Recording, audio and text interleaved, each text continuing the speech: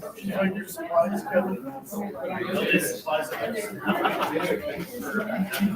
afternoon, everybody. I'm Will Haynes of the Watkins Museum.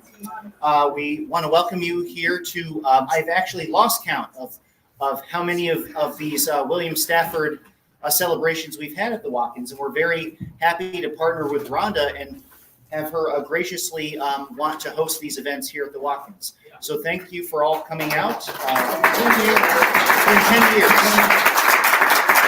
It's been 10 years of this celebration. The first one was in 2014 at Washburn, and then the rest of them have been here. That's terrific. All right. Without further ado, I'm going to turn it over to Rhonda.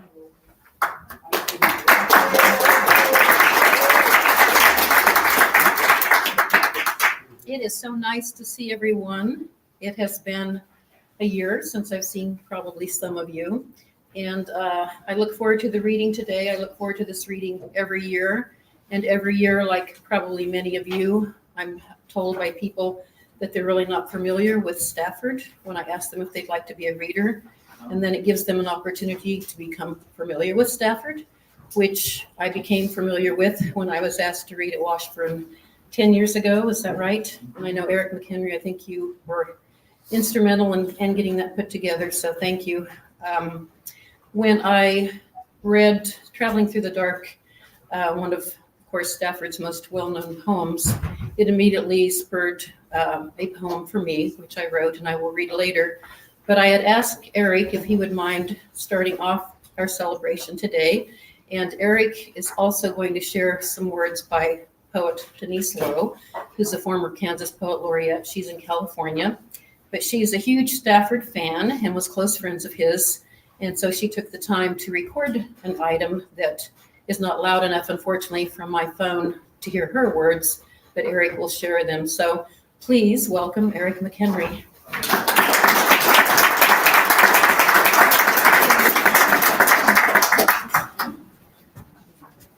Thank you so much, Rhonda. How's audibility? Am I loud enough, even in the back? Okay, all right. Just give me the high sign if I'm not. Happy 110th, William Stafford, and thanks to all of you for braving the cold to help celebrate him. I feel like I must say that every year. A cold coming we had of it. And thank you to the Watkins. It's just great to be among my people, which I know I am when I'm in a room full of people who have come to hear and talk about and remember William Stafford. It occurred to me that the poem that I'm going to share offers the opportunity to draw one more Kansas Poet Laureate into the proceedings here, because this poem was introduced to me by Jonathan Holden, who was the first Poet Laureate of Kansas. Back when I was 22 or 23, he directed my attention to it. I think he called it his favorite poem by William Stafford. And he has a wonderful study, prose study of William Stafford's poetry, by the way, The Mark to Turn, which I recommend to all of you Stafford enthusiasts and completists. So to honor William Stafford and Jonathan Holden, here's The Farm on the Great Plains, another good cold day poem. A telephone line goes cold. Birds tread it wherever it goes. A farm back of a great plain tugs an end of the line. I call that farm every year, ringing it, listening, still. No one is home at the farm. The line gives only a hum. Some year I will ring the line on a night at last the right one, and with an eye tapered for braille, from the phone on the wall I will see the tenant who waits, the last one left at the place. Through the dark my braille eye will lovingly touch his face. Hello, is mother at home? No one is home today. But father, he should be there. No one is here. But you, are you the one? Then the line will be gone, because both ends will be home. No space, no birds, no farm. Myself will be the plain. wise as winter is gray, pure as cold posts go, pacing toward what I know.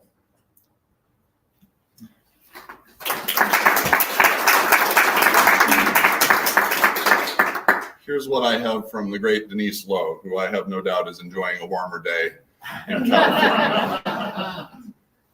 Like Stafford, I grew up in a Kansas area where some subsistence, hunting, fishing, and gardening were routine. During one of Stafford's visits to Kansas in the late 1980s, I asked him about his hunting background, and he affirmed that his father had taught him to shoot and hunt. Hunting may appear to be a forceful management of the resource of deer and rabbits, and this was a time when vegetarians were beginning to find their voice and hunting was considered somewhat savage. But paradoxically, hunting requires a subordination to the nature of the animal, even a close attunement to the prey. What are the tracks? What is the fat content highest based on feeding habits and season? Where is water available and when? I remember this conversation about hunting when reading Stafford's poem, Listening, with the little animal step of the first line being a reference to an animal that might provide meat for a family meal. Listening. My father could hear a little animal's step or a moth in the dark against the screen. And every far sound called the listening out into places where the rest of us had never been. More spoke to him from the soft, wild night than came to our porch for us on the wind. We would watch him look up and his face go keen till the walls of the world flared, widened. My father heard so much that we still stand inviting the quiet by turning the face, waiting for a time when something in the night will touch us too from that other place. Denise concludes by saying, I believe poetry is one of the ways that we can find that other place.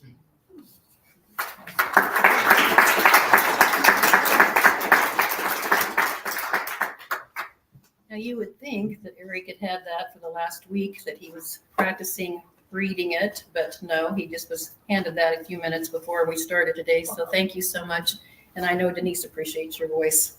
I'm not going to come up between every reader, but I did forget to mention that this is a container that we hope to put some money in for the Watkins Museum. They have been graciously hosted, not only us, but numerous other poetry events and authors over the years, and so many other wonderful things that I oftentimes seem to miss. So please support them. Cold days like today, it takes a lot of heat to keep this building as warm as it is, and it's very comfortable. And William does such an amazing job with us. I'm going to go ahead and introduce Kevin Rabbis now. Kevin, would you come up? And then there is a sheet that's left up here. If the reader would just name the reader that follows them. Thank you.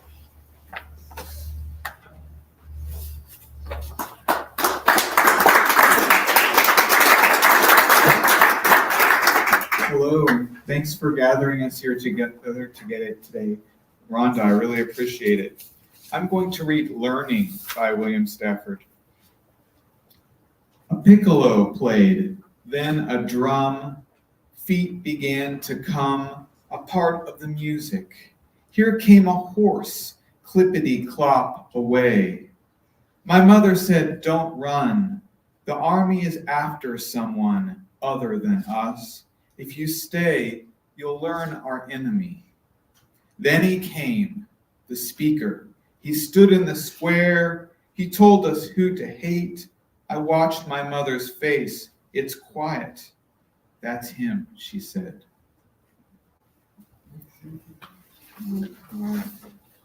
With the rise of so many uncomfortable things, I wanted to share that one is William Stafford's progressivism, etc., and pacifism.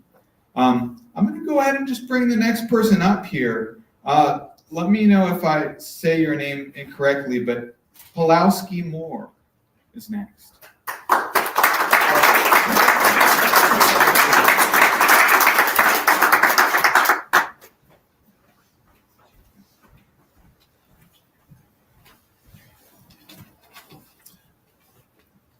Thank you so much for hosting this. I really appreciate it. It's always a wonderful opportunity to be able to participate. And so I'm going to read two poems from William Stafford. The first one that I'm going to read is titled Just Thinking. Got up on a cool morning, leaned out a window. No cloud, no wind, air that flowers held for a while. Some dove, somewhere. Been on probation most of my life, and the rest of my life been condemned.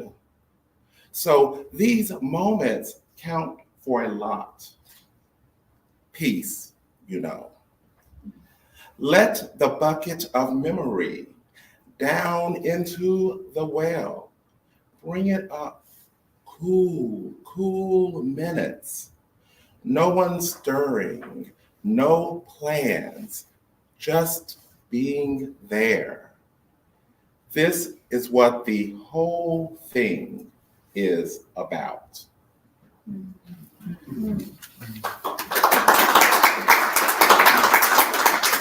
And the next poem that I will read is titled This Old Desk.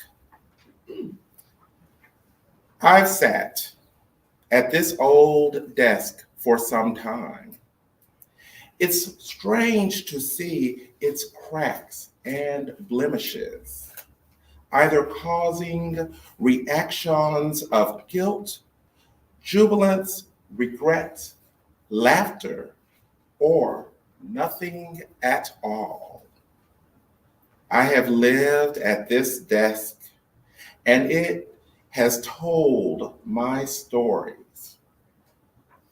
But now I realize that the desk itself has told the story of my being there, my habits, the parts of yourself that you don't see, the twirling of a pen while in thought, the tapping of a pen, chipping at the surface in frustration, the stains of spilled whiskey, and the dents from where your head fell, passing out when you had nothing left in you to keep writing.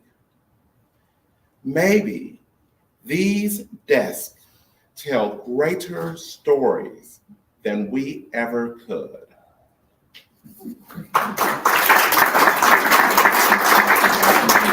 And okay, so and I'll just wrap it up. I'll end with a poem that I wrote that this is. Two poems that you wrote, if you'd like.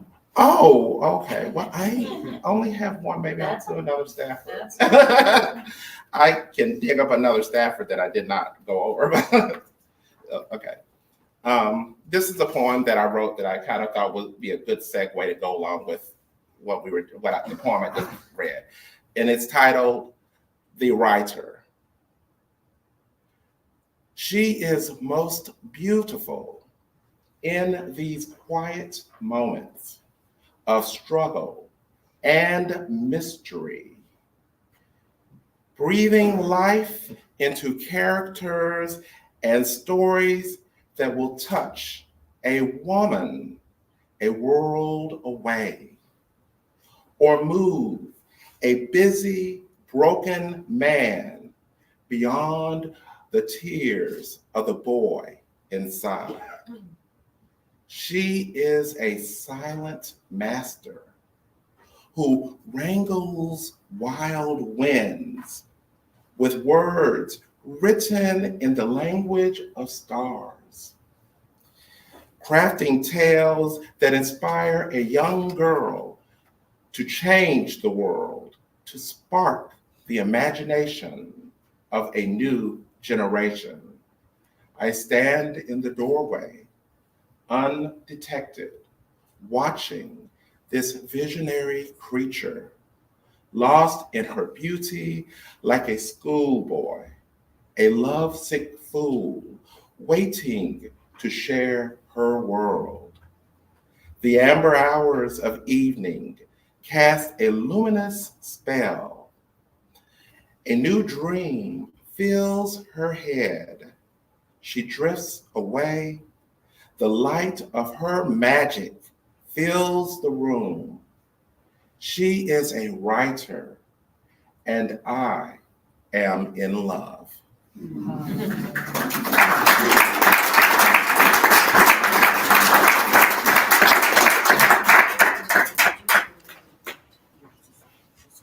Oh, okay, yeah. Yes, I just wanted to share quickly. I'm the president of the Sunflower Poetry Society of Kansas. We are a newly formed group, and we are part of the National Federation of State Poetry Societies. I'm also a board member of the National Federation of State Poetry Societies. And there are 33 states, and one of the states that is represented is the Sunflower Poetry Society of Kansas. And so I just would like for all of you to know that we are a group that are here to embrace writers of all levels.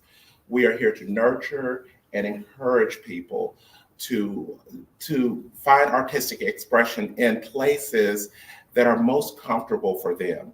All are welcome, regardless of, and we do various things.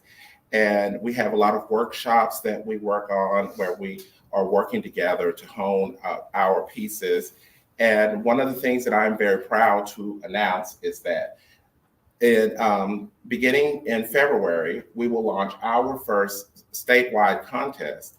And the contest will be a contest that will not have an admission fee, because will be for students in public schools. So there will be no admission fee.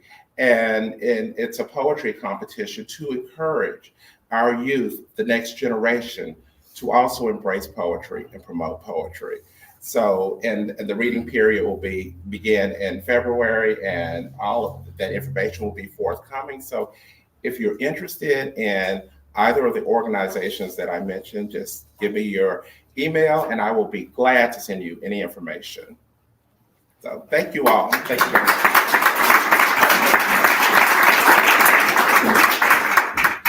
And if you appreciate his poetic voice as much as I do, friend him on Facebook, either by the name that you've got in front of you, or also you go with the Silver Lion Poet. So we met for the first time in person during this event last year, thanks to Marcia Epstein, I think, introducing us.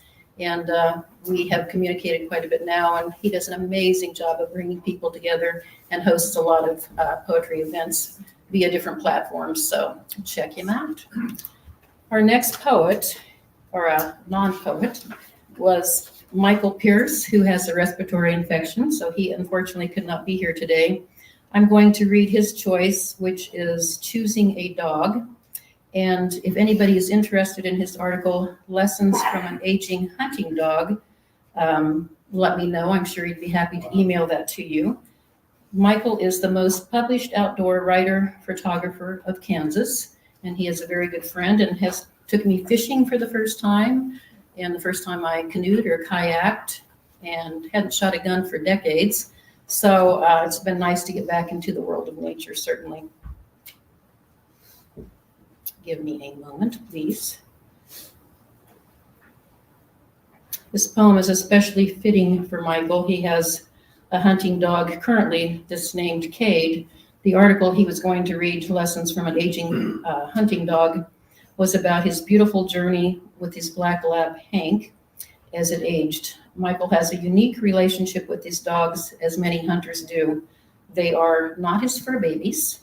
He does not own them. They are working partners, each caring for and respecting the other. And it's remarkable to see him work with a dog. If one of them, for example, if they've shot a duck and the duck's way out in the water, doesn't matter what the weather is, Cade's out there, icicles hanging off of him and chomping to go do his thing, do his job. And if he doesn't know exactly where it's fallen, Michael is able to do back, only he says it like a bark, back, and go like this, and the dog knows it's in between that parameter, or if it's, he'll say over, and the dog goes, and he's able to find it every time. It's just incredible to watch. So you might ask for that video as well. Okay, so this is, and I don't know why the poet laureates didn't bring their egos today.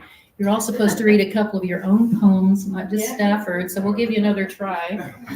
This is Choosing a Dog. It's love, they say. You touch the right one, and a whole half of the universe wakes up a new half. Some people never find that half, or they neglect it, or trade it for money or success, and it dies. The faces of big dogs tell you over the years that size is a burden. You enjoy it for a while, but then maintenance gets it to you. When I get old, I think I'll keep not a little dog, but a serious dog for the casual drop-in criminal. My kind of dog, unimpressed by dress or manner, just knowing what's really there by the smell. Your good dogs, some things they hear they don't really want you to know. It's too grim. And sometimes when they look in the fire, they see time going on and someone alone, but they don't say anything. Okay, that was Michael. His reading voice is much better than mine, but I don't know how many of you considered staying in bed today and wondered why in the world you had volunteered to come to this, or why you didn't let me know yesterday you weren't coming because you were sick. But I also had that same thought, and I was a little delayed. And Curtis, thankfully, came and rescued me. My car started just fine yesterday, and I assumed wrongly that it would again today. So thank you, Curtis. So as we were traveling through the dark, I found a deer dead on the edge of the Wilson River Road. It is usually best to roll them into the canyon. That road is narrow. To swerve might make more dead. By glow of the taillight, I stumbled back of the car and stood by the heap, a doe, a recent killing. She had stiffened already, almost cold. I dragged her off. She was large in the belly. My fingers touching her side brought me the reason. Her side was warm. Her fawn lay there, waiting, alive, still, never to be born. Beside that mountain road, I hesitated. The car aimed ahead its lowered parking lights. Under the hood, heard the steady engine. I stood in the glare of the warm exhaust turning red. Around our group, I could hear the wilderness listen. I thought hard for us all, my only swerving, then pushed her over the edge into the river. That was William Stafford's Traveling. The poem that I was encouraged to write by reading that poem for the first time 10 years ago is Moonstain. And I wrote it about an experience that I had as a child of 7 who had been through the loss of a mother and foster homes, and then had been adopted recently by my grandparents who lived on an 880-acre farm just west of the Rickery Breaks, whereas I grew up in. Basically was healed by nature as much as anyone can be. Moonstain. Barn doors pushed shut, an indication something worth investigating was within. It took all my strength to open, slide to close again. New birth and pungent urgency led me to the stillborn calf, quite warm. I nestled in the hay beside it, placed my arms around its neck. I knew what death was. Had heard whispers of my mother's not long before, and I could hear the mother cow loud bawling from outside the back barn door. I felt the spirit of the calf lift, swirl around me, disappear. It grew cold. I felt damp fear.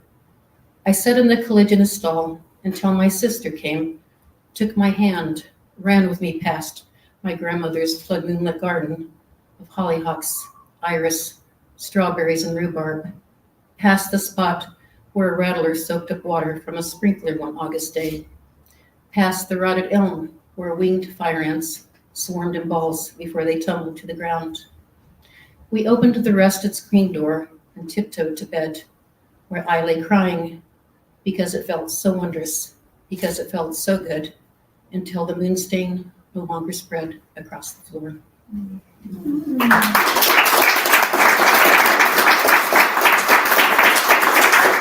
It gets tougher every time instead of easier. This is called Snow Globe, and I thank my dear friend Andrew Blue for being the muse for this one. He told me about an experience that he had one time after killing a deer, and so this came to my mind. Snow Globe. November collapses into December. Honking patterns of geese blacken the sky, startle barely clear snow-covered limbs. As if aware, limbs descend, creak, then snap. A mosaic of wind-created waves froth cold fingers to shore, carrying bobbing heads of mallards, widgeon, and wood duck. Existence questioned, played back as echoes born from an inner truth. Within nature's snow globe, one lone hunter kneels over a deer carcass, encased within illuminating yellow lantern light as dusk descends. Smells of iron strong as adrenaline and the cycle of life dissipate throughout the landscape. Steam rises from warm, life-sustaining flesh. Nostrils flare in anticipation. Eagles and coyotes will feed their young as the Ophrah left behind. I'm probably not pronouncing that right. The intestines, basically. Life, a secret whispered.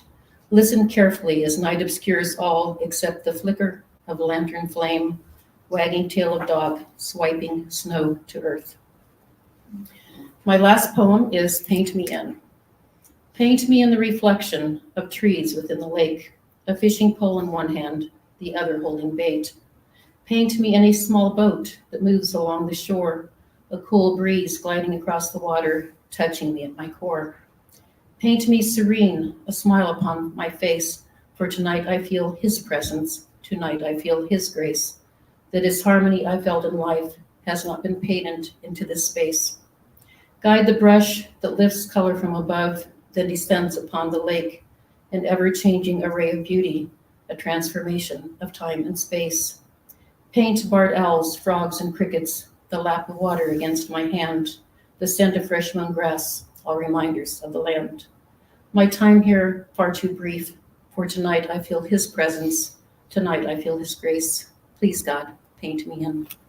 Thank you.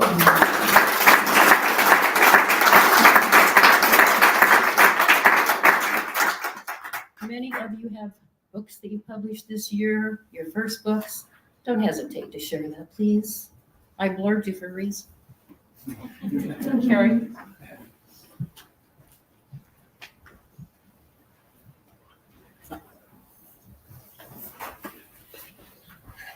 Hello. I appreciate getting to be here as a former student of Stephen Hind and coming out of Hutch. All right. William Stafford, he's as Kansas as any of us, right? So the poem I'm going to read from Stafford is Ask Me. Sometime when the river is ice, ask me mistakes I have made. Ask me whether what I have done is my life. Others have come in their slow way into my thought, and some have tried to help or to hurt. Ask me what difference their strongest love or hate has made. I will listen to what you say. You and I can turn to look at the silent river and wait. We know the current is there, hidden, and there are comings and goings from miles away to hold the stillness exactly before us. What the river says, that is what I say.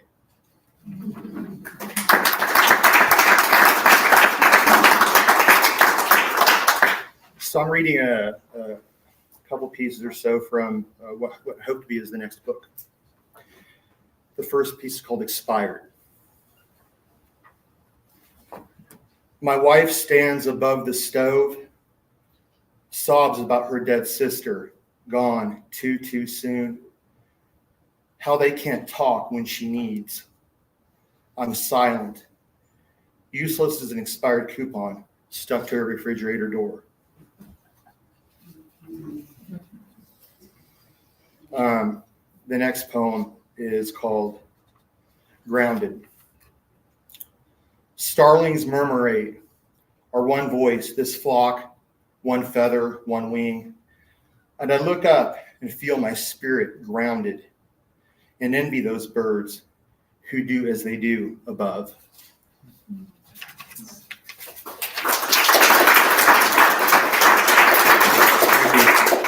And the last one I'm going to read is called Dad at the Wheel. I'm 9 again in Dad's calico convertible. Its panels like autumn leaves. One panel blue, another yellow, another rust red. Everything bright and dying. I sit on a torn seat and my mother is with my father again. Father's hands twitch.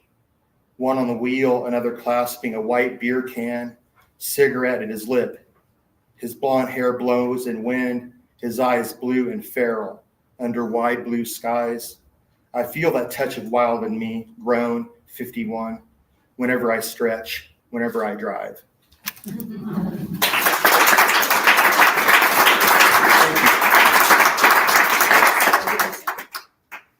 going to have Kevin come up a second, and Carrie, I want you to mention just briefly about your project that you just completed, if you would. Oh, yeah. We have a movie star here and a director. So Carrie and I have been working on a short documentary about part of Carrie's life. Carrie counsels young youth folks on how to be peaceful and settle conflict without their fists. And the documentary is called Scrapper, about how Carrie had to fight with his fists a good deal of his life, and then worked as a bouncer, and then taught martial arts. And so this is a film that combats toxic masculinity and shows another path. So, yeah. When's it gonna be available?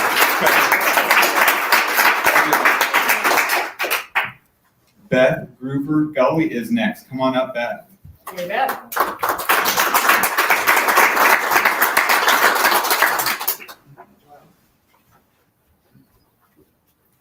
I'm so honored to get to read this morning, or I guess we're afternoon. I really like this poem that I'm going to read by William Stafford. It's called Any Morning, but I think pretty much any poem by William Stafford is just beautiful, and it makes you, like, you read it and it seems simple, and then it sits with you, and you can just think about it forever and ever, and this poem's kind of like that. It's called Any Morning. Just lying on the couch and being happy. Only humming a little, the quiet sound in the head. Trouble is busy elsewhere at the moment. It has so much to do in the world. People who might judge are mostly asleep. They can't monitor you all the time, and sometimes they forget. When dawn flows over the hedge, you can get up and act busy. Little corners like this, pieces of heaven left lying around, can be picked up and saved. People won't even see that you have them. They're so light and easy to hide. Later in the day, you can act like the others. You can shake your head. You can frown.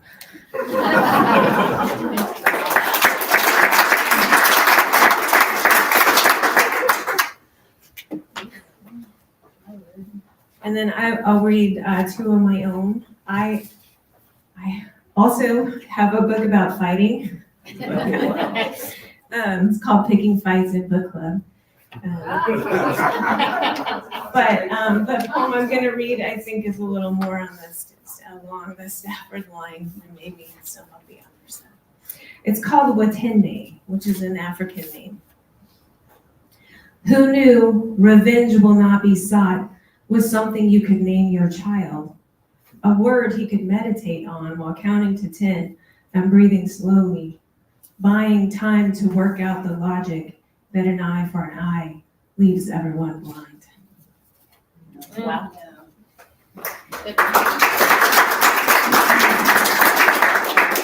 And then I'll read just one more of my own. This is called Home. Home is McDonald's in a Hong Kong airport, where a South Asian teenager takes my order, fries and a McFlurry, in English, then responds in Swahili to the flashy suit of a man behind me. And two elderly ladies retuck their headscarves, rest their feet while the little boys at their table play noisily with cars from their Happy Meals. I am a white lady from everywhere, most recently a 5-hour flight from Xi'an. Here I sit with my people, also from everywhere, jet-lagged and confused, using currency they don't completely understand, looking at maps, feeling grateful for a drink and a place to sit, nobody thinking the others are out of place.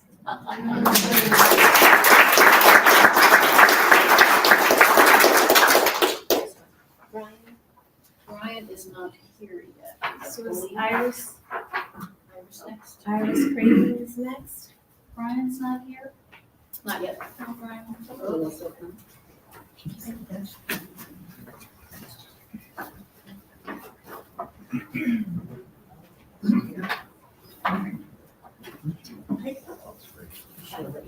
I love her airport poem. Yes. Been there. Okay. So, hi. When I signed up for this, I said I was going to read 3 of Stafford's poems, but I'm not going to.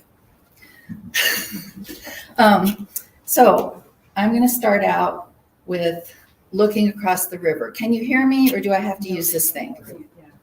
I do have to use this thing. Yeah. There you go. Is that okay? Yeah. Right. Okay, I don't know. Okay. How about that? Cool. Okay. Looking across the river. We were driving the river road. It was at night. There's the island, someone said, and we all looked across at the light where the hermit lived. I'd be afraid to live there. It was Ken, the driver, who spoke. He shivered and let us feel the fear that made him shake. Over to that dark island my thought had already crossed. I felt the side of the house and the night wind unwilling to rest. For the first time in all my life, I became someone else. It was dark. Others were going their way. The river and I kept ours. We came on home that night. The road led us on. Everything we said was louder. It was hollow and sounded dark like a bridge. Somewhere, I had lost someone. So dear, so great, so fine, that I never cared again. As if time dimmed and color and sound were gone. Come for me now, world. Whatever is near, come close. I've been over the river, the water, and lived there all alone. Okay.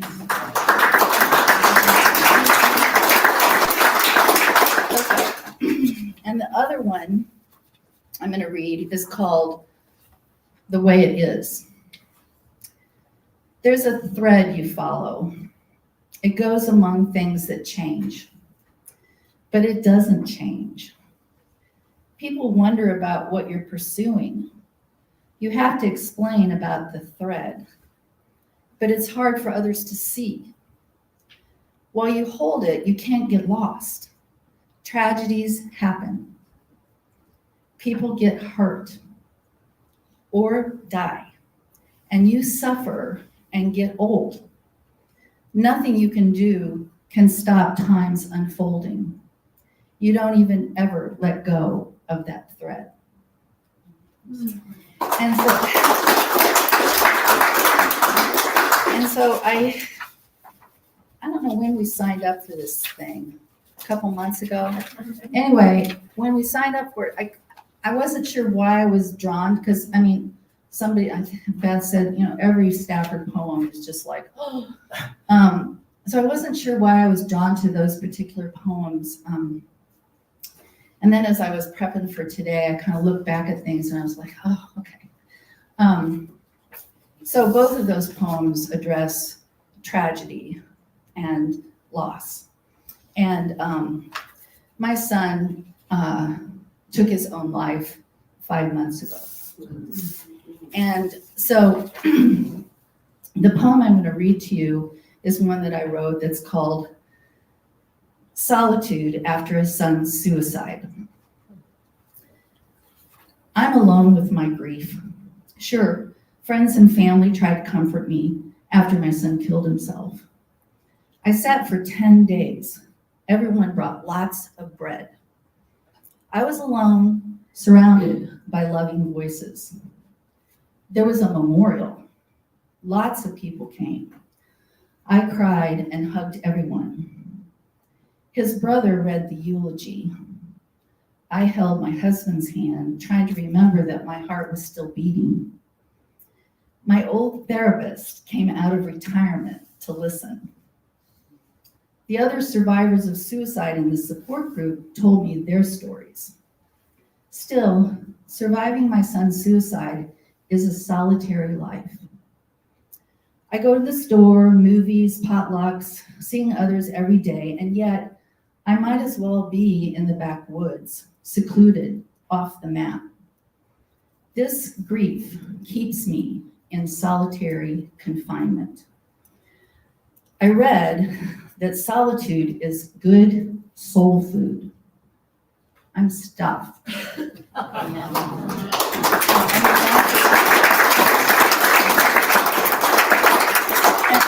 And it's okay to laugh about that, because I mean, that's all I do nowadays is just laugh and cry and go on, like that. Thank you. Okay. So, I'm being followed by Roderick Townley.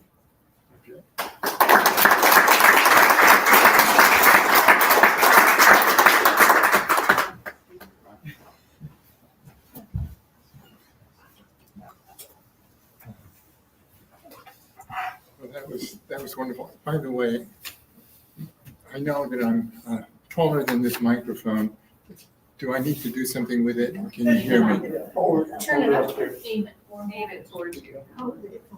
Is this better? Or do I need to do something else? Raise it about 3 feet.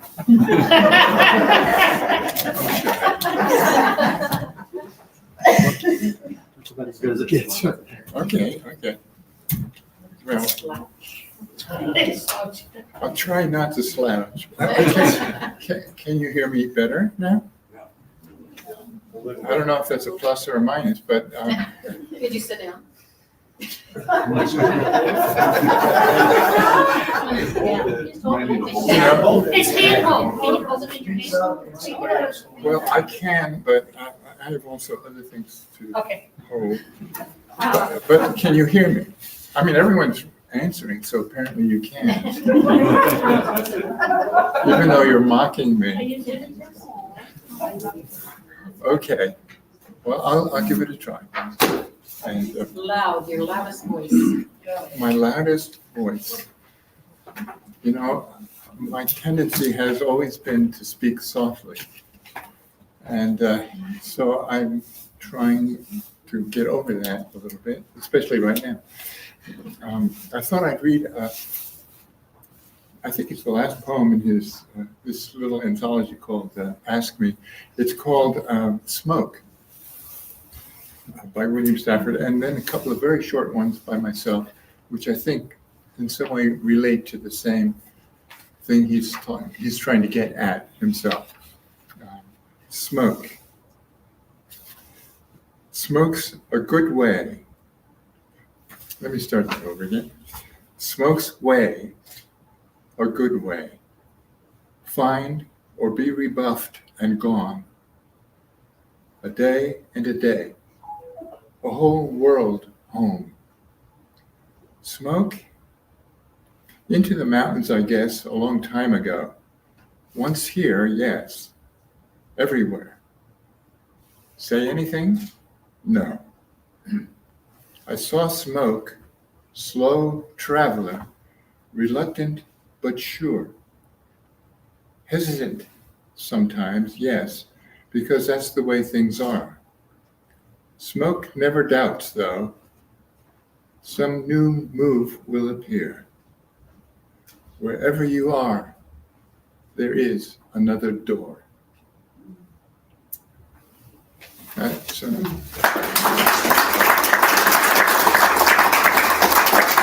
a way, it's one of his stranger poems. It's an odd one, at least. He favors, through most of the poem, sentence fragments. In other words, once here, yes. Everywhere. Say anything? Question mark. No. I mean, who's speaking and who's listening and who's, and yet in the last 3-line stanza, suddenly there are full sentences. Smoke never doubts, though. Some new move will appear. Wherever you are, there is another door. It's like he's fought his way through all those fragments until finally finding that there is always another door, another way, that smoke always finds its own ways. And so I have 2 little poems that are quite different, but seem in some odd way similar. One's called The Silk Dress, and I imagine a circular staircase or a winding one. And here it is. You have been going down, dawdling, when suddenly she sweeps up the staircase, loose hair streaming, her dress an avalanche of lost messages. Turn on your heel after her. In a moment, reverse a lifetime of error. Wow.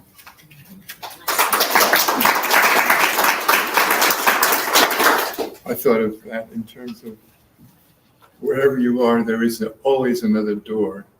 You can change your whole life in a moment. Another very short poem suggests the same sort of thing. It's called The Changing Table, and it's about my daughter Grace when she was a baby, and I had often the job of changing her diaper. The Changing Table. At first, neat and white as a winter field. Well, that's interesting. My apologies, my phone did that. I planned Save it for intermission. that was part of that's part of the reading. In fact, I can't top that.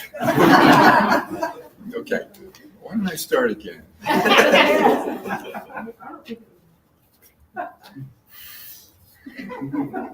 The Changing Table for Grace. At first, neat and white as a winter field, it is far too big for you. A few months later, you lie at an angle to fit at all, dangling one heel over the rail like some giggling Gulliver. Who would suppose you'd outgrow the place you came to be changed? You look up at me as I snap your clothes, and your eyes are cities.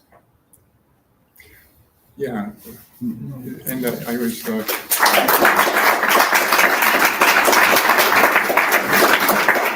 we all, if we're lucky and good, do outgrow the place we came to be changed. So the next poet I have here, I don't recognize the name, but it's Wyatt Townley. There you go.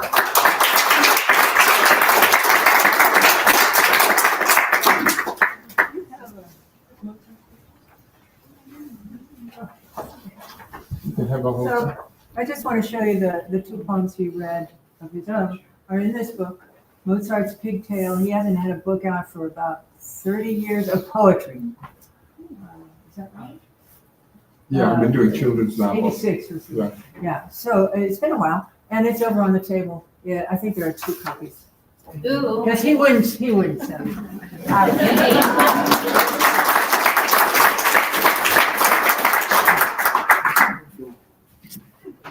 Okay.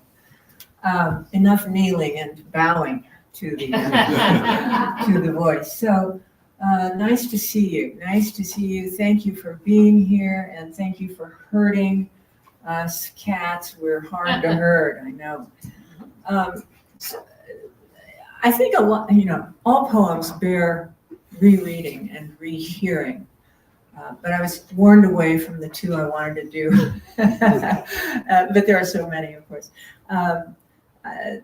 This is a point of view poem. And I think it's very helpful at a time like this, because point of view can change. Things happen. Point of view is, where'd you put this? Okay, here it is. Here it is. And this is when I met my muse. I glanced at her and took my glasses off. They were still singing. They buzzed like a locust on the coffee table and then ceased. Her voice belled forth and the sunlight bent. I felt the ceiling arch and knew that nails up there took a new grip on whatever they touched. I am your own way of looking at things, she said, when you allow me to live with you. Every glance at the world around you will be a sort of salvation.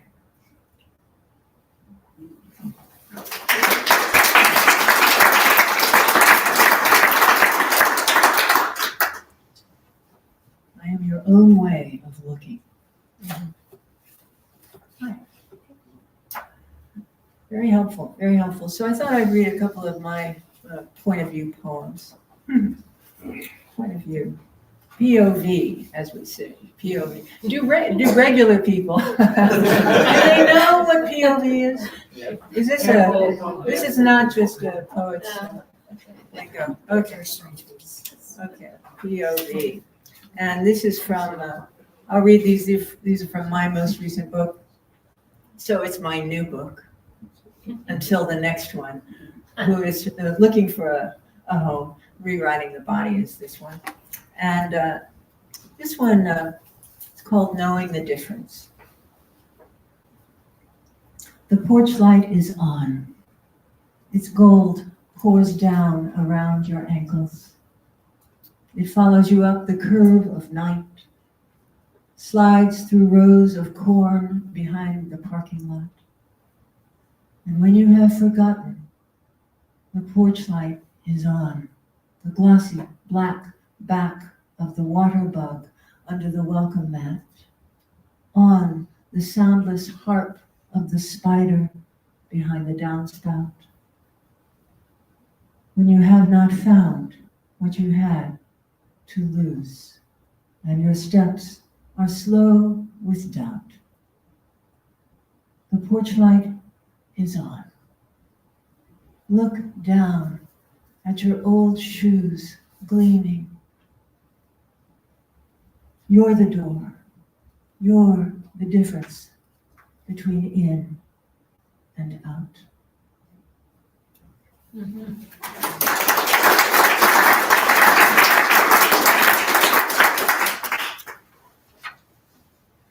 This is a villanelle. Point of view. I know all of us have waited for this kind of call. It refers to nothing but everything. Will it be good or bad?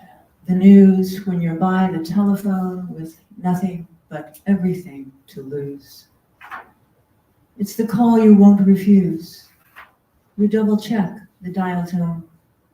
Will it be good or bad? The news. Make lunch, pick up a book, or snooze the day away before it's known if there's nothing, everything to lose. Why call it fair or foul? Choose your point of view before the phone announces good or bad, the news. Not bad or good, that's just reviews. Or it's all good, or it's foreknown. Everything's nothing, win or lose. So play, you dogs.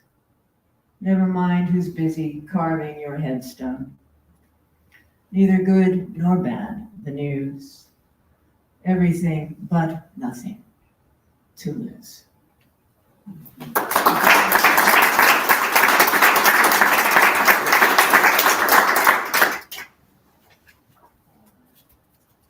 I think I'll end there. Okay, and next is no one.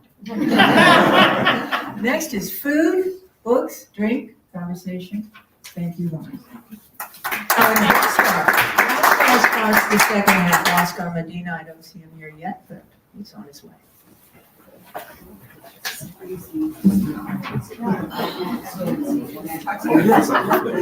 It's so mentally every time I hear you read the last poem, the skills that it takes to write something like that.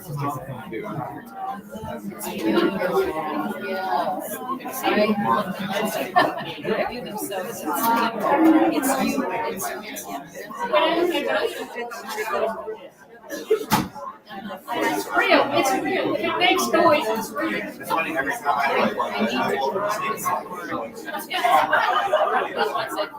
It's a real thing, or you can kind of. Yeah, I'm not. Excellent. No, don't like it. No. Iris. Yeah.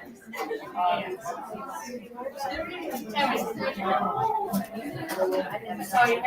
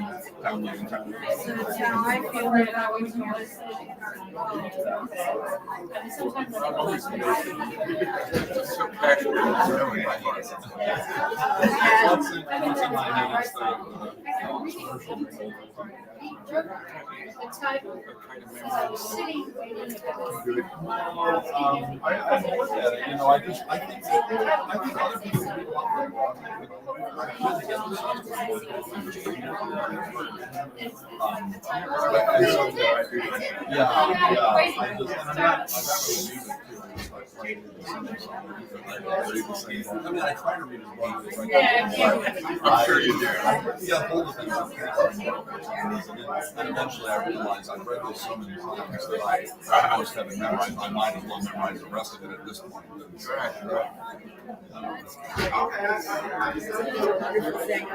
I memorize things very slowly, but really, I'm on the trail. Once he's walking. And I laminate these things and I have them in my pocket. So like I put them on the toilet, like everywhere I land, I have. That's how Tom Averill has been writing so much of Burns. It's been his sort of later life project, his in retirement, where he's walking every day. And he's got all the camera shantering out just from walking. Just a little bit more each day. So the rhythm of that. You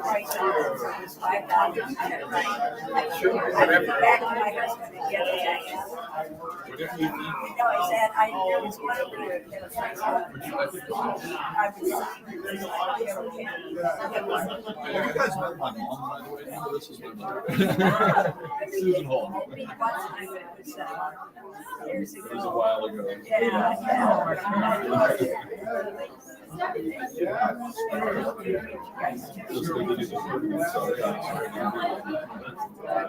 I don't want to just write okay.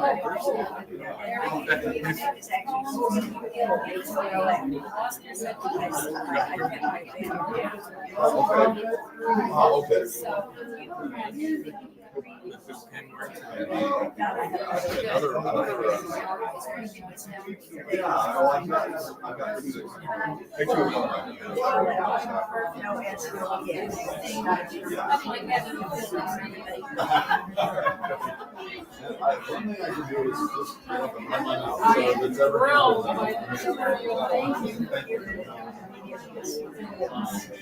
no, I wouldn't.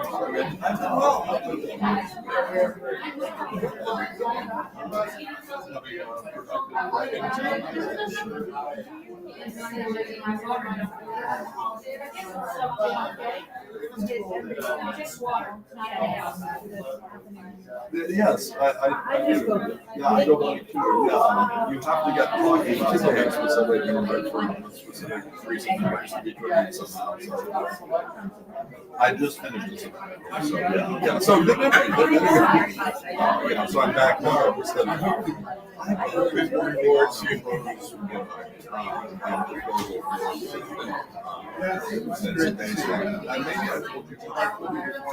just a few years ago, I didn't have a sense and so I've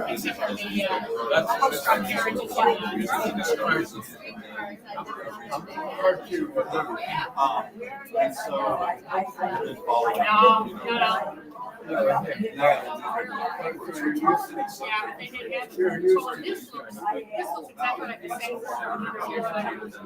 Except without Charlie.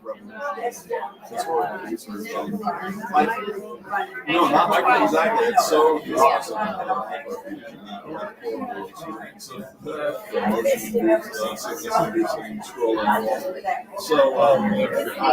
there were various pieces of American folklore and music that have that's different. murder ballads that are based on that. And so the work I've been working on is murder ballads, songs in which I'm filling it. I know it's a strange marriage. Are you familiar with the song Staggerly? It was a big hit in 1959.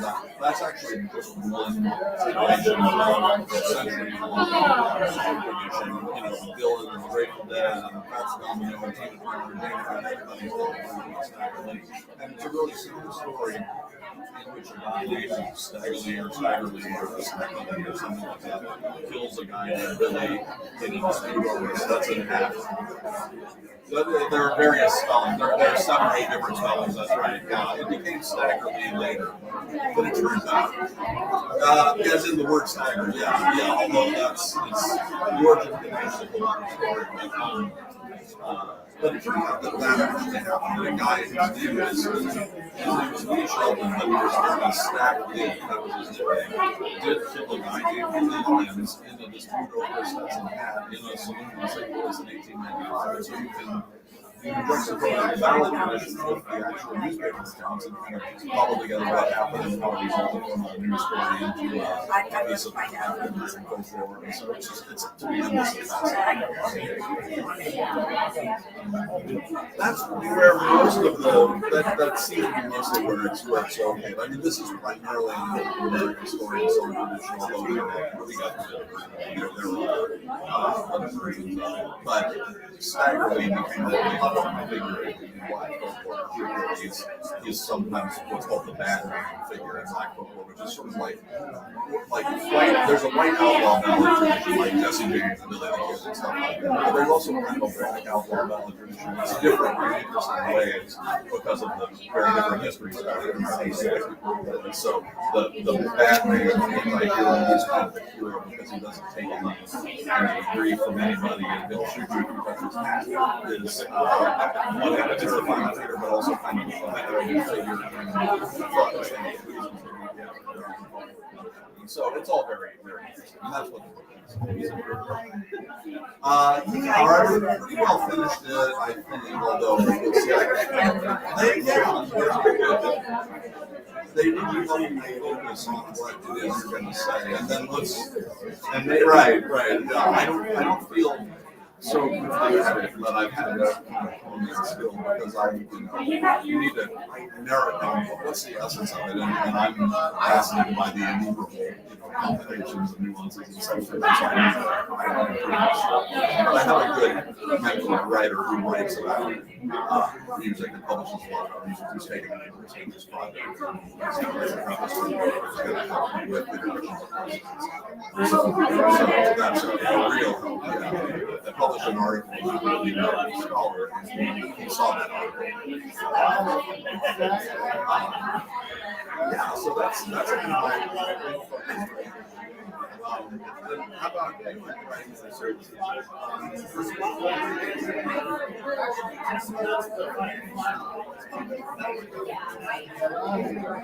Yeah.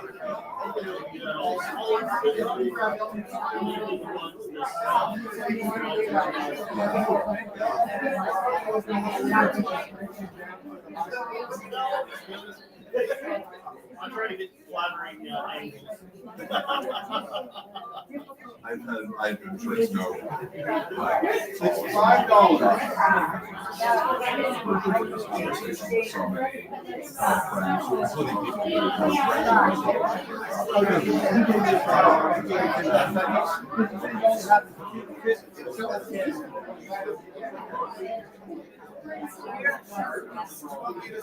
yeah, I'm sorry. Right, that wasn't meant to be suggested.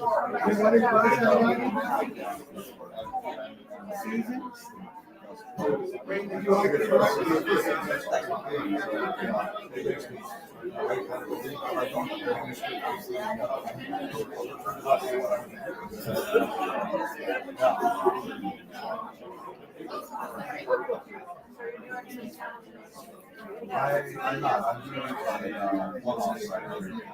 Yeah, great. Well, because Washington will support. If you're going to the better for a conference, yeah.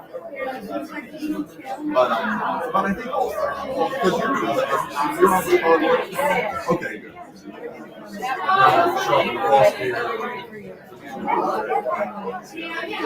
Are you doing any other ones?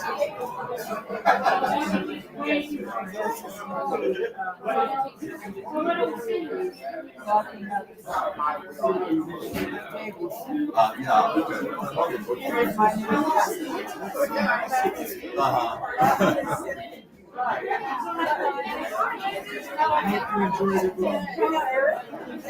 I've seen you around. Good to see you.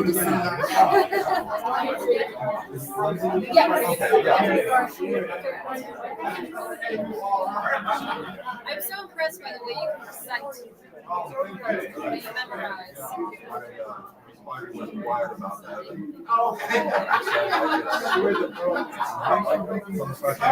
I obsessively read the same poems over and over and over. Eventually I realized that I've gotten all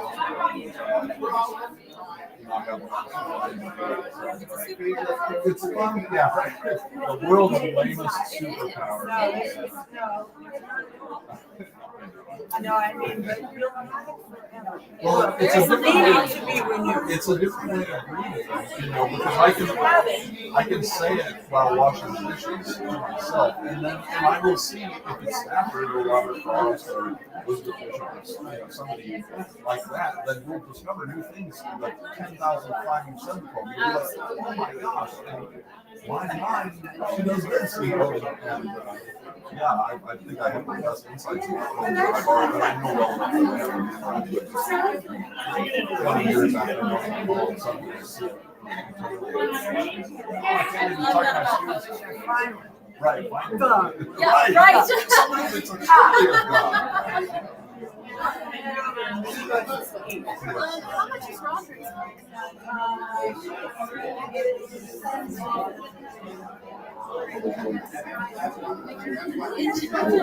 So glad to hear learning today.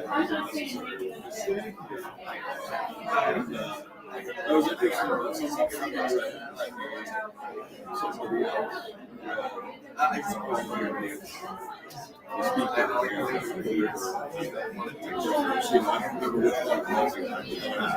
that's another great thing about Stafford. Oh, thank you.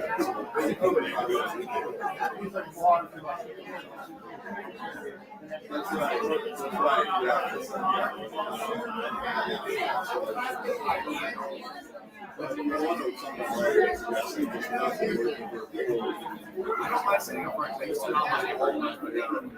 Stafford homes have that urban, it's really important.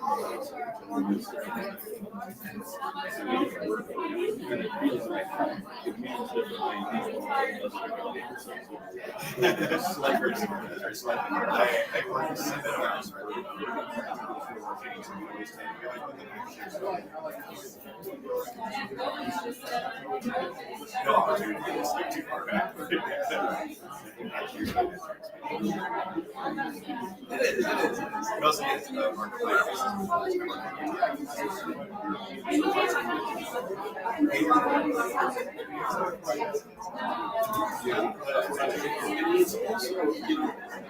it's not mentioned enough, right?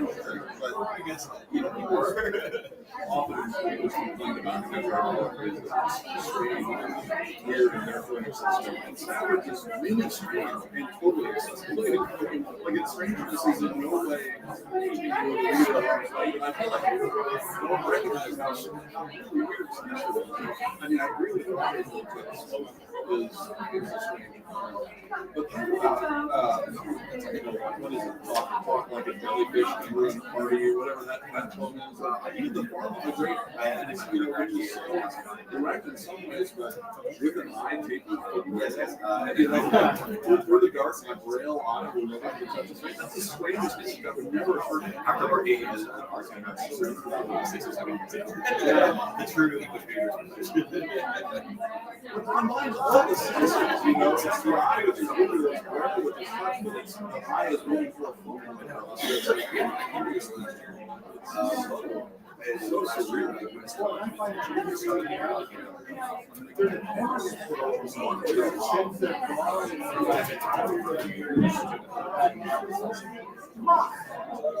When you call and you're not trying to read, you're trying to read yourself. You're trying to read yourself that's still there.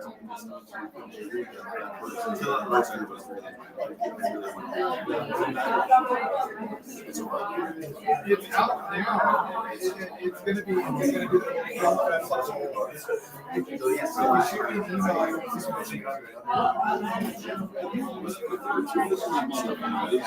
yes, we sat. We sat together at a Sony library. This presentation. Yes. Oh, excellent. Yeah. Yes.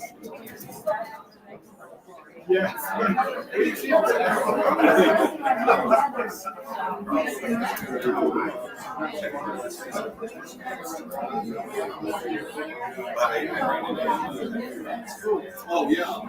Right.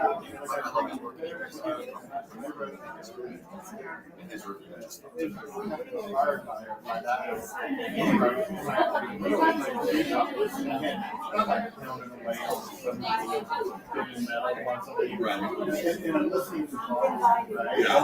And I was like, one of the shows, and everything that the blue collar, very useful. And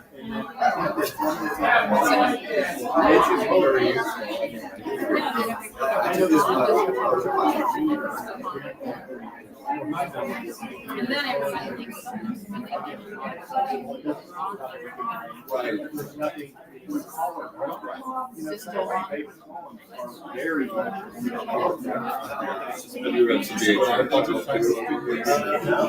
That's a thought for you, and also has liberal students in common with William Stafford. In fact, if you go to the liberal public library, the liberal high school student library, it's called the Stafford Fairchild Library. And it's kind of improbable that liberal has these two amazing poets as our so yeah, B.H. Fairchild. So you got the argument, that's great, yeah, or that's not kind of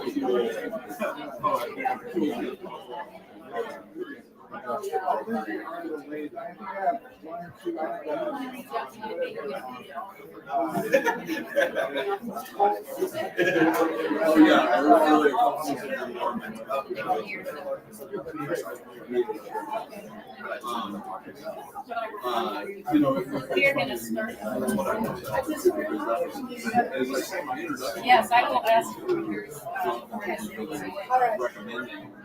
And he talked about the context in which he encountered Stafford. It was all the way back in the 60s or whenever he was first reading, and he was saying, at the time it kind of felt like there was this sort of late modernist hangover, but poetry still, the mainstream of poetry still felt like it was very impersonal and academic and kind of keeping you at arm's length. And he said, along came William Stafford into my life.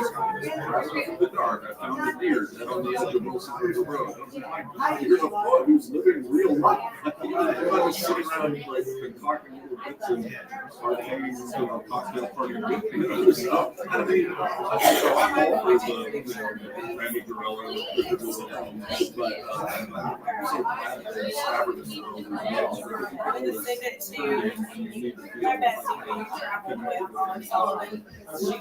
physical things that are all around us that are surprising.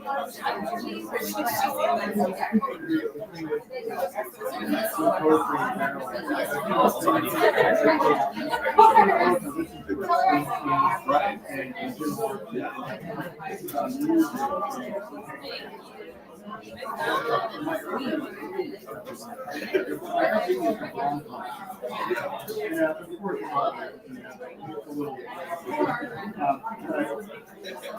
I remember like being looking at the music. Like, what was I'm just standing up because if I sit for too long like this. Yes, so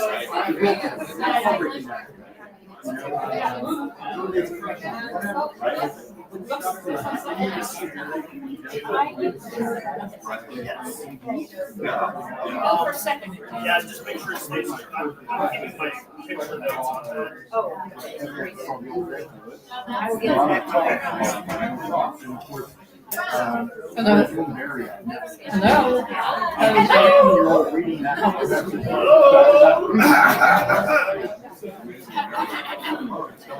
Where's the gavel?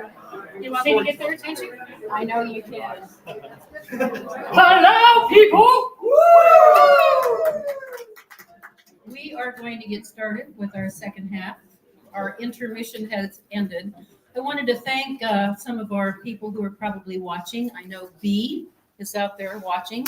I'm hoping that my daughter Apollonia and son Scott and brother Scott and sister Jenna, and I won't name anyone else, I promise.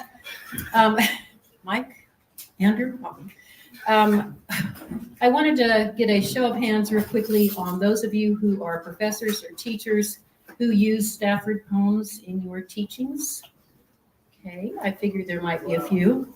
I have found working in corrections, I started teaching there, I think this is going into my 7th semester, that they are wonderful poems to utilize with the inmates. I use, when I was poem 15, works wonderfully well. They can talk about some age that they were when they had a life-changing experience.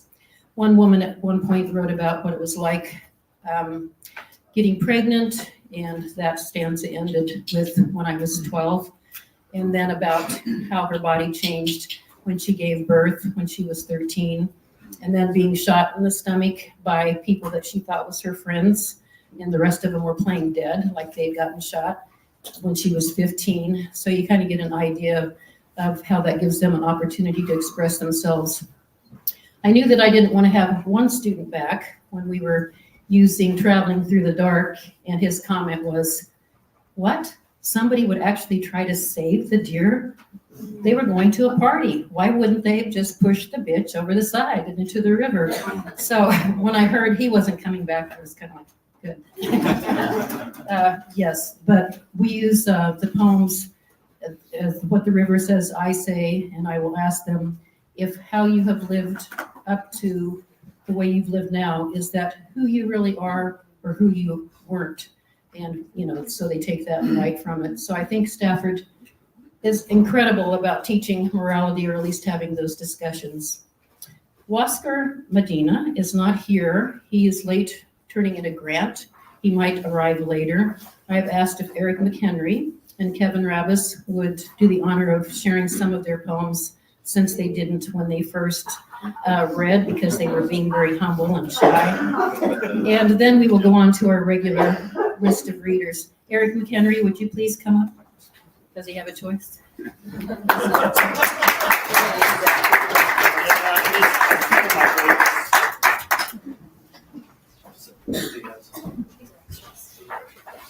All right, well, I try to go from memory here, so cut me some slack. I guess, I could just improvise. If I forget a line, I'll just make something up. And everybody stop looking at your books. It's hearing that story, Rhonda, about the student who traveling through the dark just, that's a thing about Stafford I've often thought is that he's so, prolific. There's so much Stafford that there's always new Stafford to discover. So even if you already love Stafford, you can turn to him again and again and see sides of him you've never seen before, even in poems that you're already familiar with, of course. But also, if you haven't gotten to Stafford yet, he'll be there when you're ready for him, And I was thinking about that and he's there in moments when you really need him. The poem At the State Fair, I don't know if folks know that poem. I don't have it by heart, and it's kind of it's all right. Thank you, Mom. My mom looks out for me. But there's a line in that poem. It's kind of a throwaway line. It's sort of in the middle of the poem, but he's talking about being at the state fair, and that becomes analogous to life experiences. And he says at one point, "Nor be distracted by barkers of irrelevant wear." And I just think about that line all the time. Like, that line gets me through some tough days. Like, I refocus when I remember that line. You're like looking at a Facebook argument and thinking about entering it because some fools are wrong on the internet, And yeah, you have writing to do, but what could be more important than coming onto Facebook and correcting some people about some stuff? And then I'm like, no, nor be distracted by barkers of irrelevant wear. So get back to the real work. Get back to the work. So Stafford was there for me recently. My father passed away in November. And I was remembering this poem by William Stafford, and it was accompanying me as I moved through that grief. And my father, his hometown was Hutchinson too. Maybe that's not a coincidence. I don't know. It's called The Swerve. Halfway across a bridge one night, my father's car went blind. He guided it on by no star, but a light he kept in mind. Halfway to here, my father died. He looked at me. He closed his eyes. The world stayed still. Today, I hold in mind the things he said, my children's lives, any light. Oh, any light. Eric,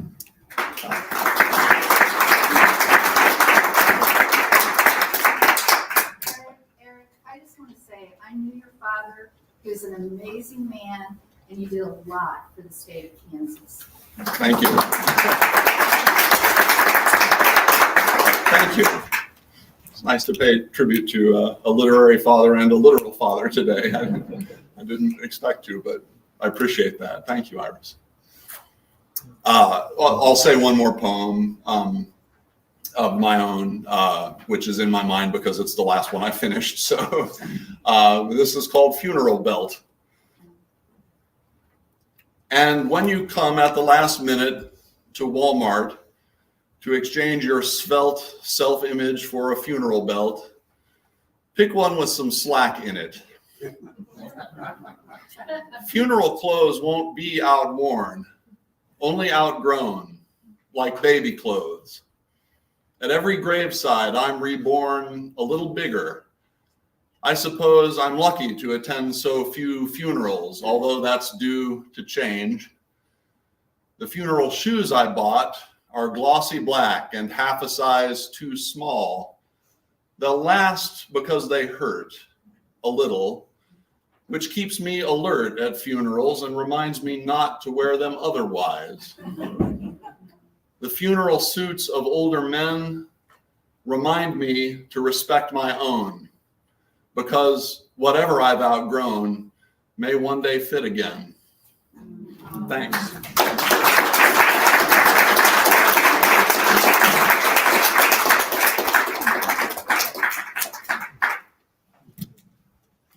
Oscar Medina was going to read the poem 15, and so I'm going to read it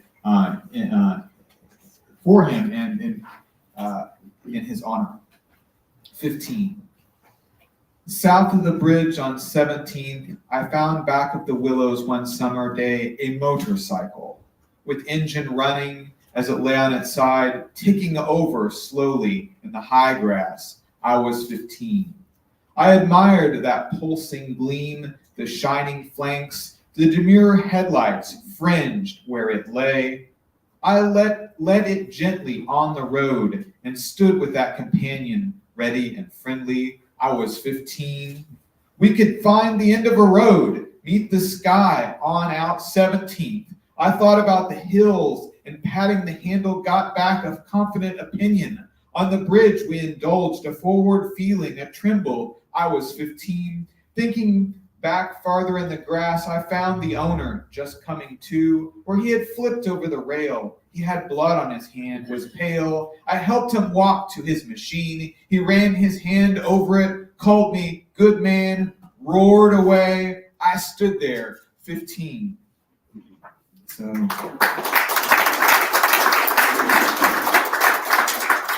that is the William Stafford poem that Oscar Medina is going to read. I hope he gets that grant done, and thanks for being with us in spirit. I hope I'm not getting this wrong, but I've heard in real life it was actually just a bicycle. William Stafford came upon, and he turned it into a motorcycle because motorcycles are sexier and more. So there's that. A green bike? I don't know what, I can't remember that part of it. But it was a bicycle, I think, if I remember it correctly. So you don't have to tell the truth and all the truth and only the truth in your poems. So I thought, since I just got put up to reading 15, that I should read another Stafford-related poem that has a motorcycle in it. This is one I often read out, and it's a story that Kim Stafford told at the event we were talking about 10 years ago at Washburn. Broken down car bikers. When Kim comes, he brings his guitar, sings, and when we ask about his father, about the motorcycle gang that came in a cloud of dust, the Stafford family car stopped, hood full of smoke, and that rumble of engines and spokes and chrome like pulled knives. Kim says father stood like a stone, like a monk, like a man who can say nothing here, move on, and the day clears of its clouds, and the cycle gang rumbles past. They look, don't stop. Their tires pull dust clouds, gravel like a gnash of cracked teeth.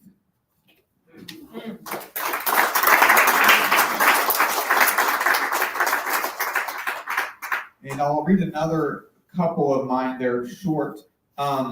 One is a series of little vignettes, I'd say, about Charlie Bird Parker. I write a lot about Charlie Parker, born in 1920. And these are sketches, the first few from big band playing with a large orchestra as a soloist. Parker he came up in the swing era, and so you would get 32 bars and that was it for his solo, and he kind of kept it that way. So lots of people like John Coltrane will go on for 300, 400 bars, but not Charlie Parker. It's where he comes from, that big band, how you get one short solo, a whole horn section interrupting you that last time around. When the horn section pulls its mutes to wah-wah, know your solo's almost over, long gone. He'd sing some things through his sax no one had done, no one again would do quite like. The other guy needs think time. Parker plays right on through, no stops, only breathes.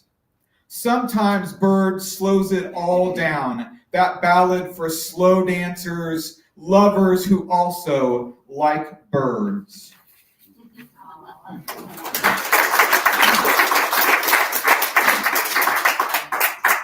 And I'll do one last one. This is about my son, who in 6.5 months turns 21. This is when he was little. My son talks with everything. He's 2. When he goes outside and touches the tomato plant, it flowers white. When he looks up at the starlings, they talk to him, and he talks back, a chatter, their language.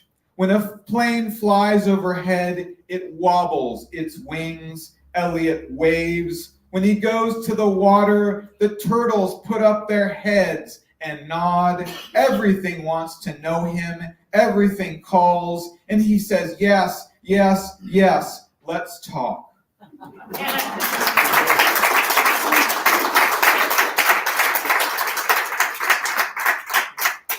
And the next poet and reader is T.A. Dugan. Let's give it up for T.A.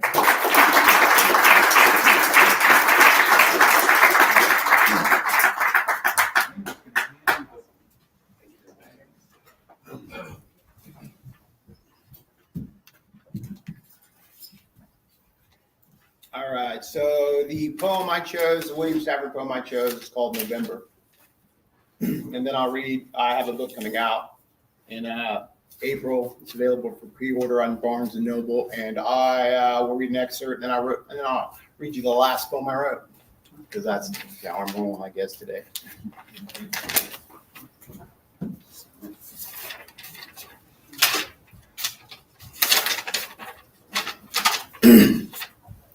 It's called November.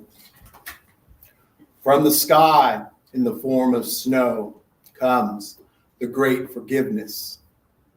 Rain grown soft, flakes descend and rest. They nestle close. Each one arrived, welcome, and then at home. If the sky lets go someday, and I'm requested for such volunteering toward so clean a message, I'll come. The world goes on, and while friends touch down beside me, I too will come.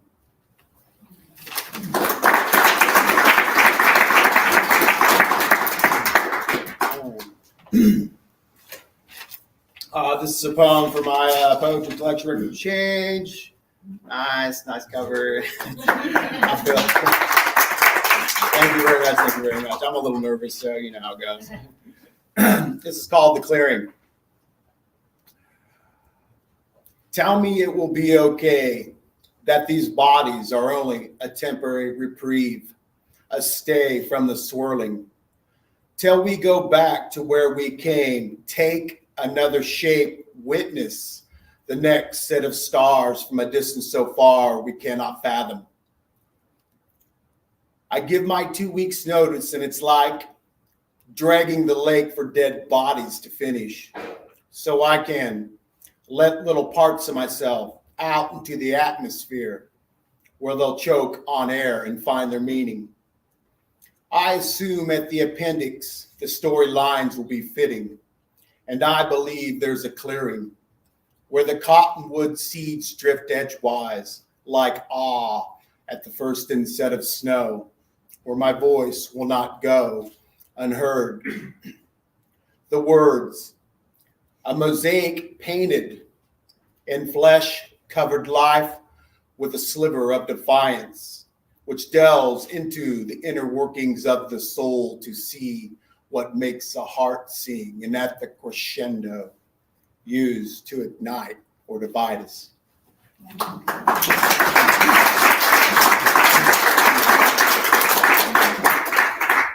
So I'm like a full-time college student, so I am busy, and like I got this book done, but I haven't been doing too much writing, so I just kind of threw this together, and I hope you like it. It's called Questions. I mope into the soft embrace of the night sky and the stars. They christen my arrival, for I am a derivative of them, with beginnings more distant than a fading solar wind. Let me bask in this moment. Let it fend for itself in the construct of time, and let it remind me now of what I already know, that I am the answer to my innumerable woes. And let me ask myself, should I rebuild from the catacombs or start somewhere new where I don't have to feel so much?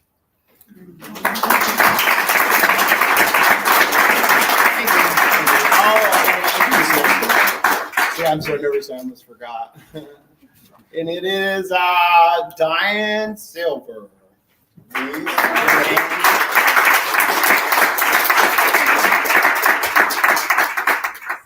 Hi, everybody. Thanks for being here. Can you hear me all right on this thing? Because I want to make certain that the people online hear it. Okay, I have a poem from Stafford, by Stafford, and I have 3 of my own. And this does not sound right to me. Okay, I have a poem from Stafford and 3 of my own.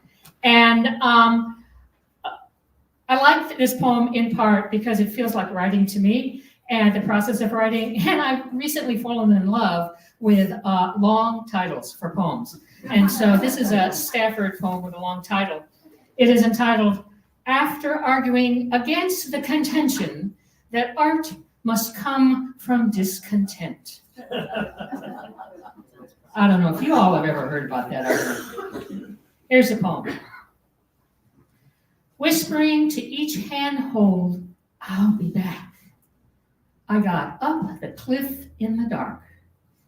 One place I loosen a rock and listen a long time till it hits faint in the gulf. But the rush of the torrent almost drowns it out. And the wind, I almost forgot the wind. It tears at your side, or it waits and then buffets. You sag outward. I remember they said it would be hard. I scramble by luck into a little pocket out of the wind and begin to beat on the stones with my scratched, numb hands, rocking back and forth. In silent laughter there in the dark, made it again. Oh, how I love this climb. The whispering to stones, the drag, the weight as your muscles crack and ease on, working right. They are back there, discontent, waiting to be driven forth. I pound on the earth, riding the earth past the stars. Made it again, made it again.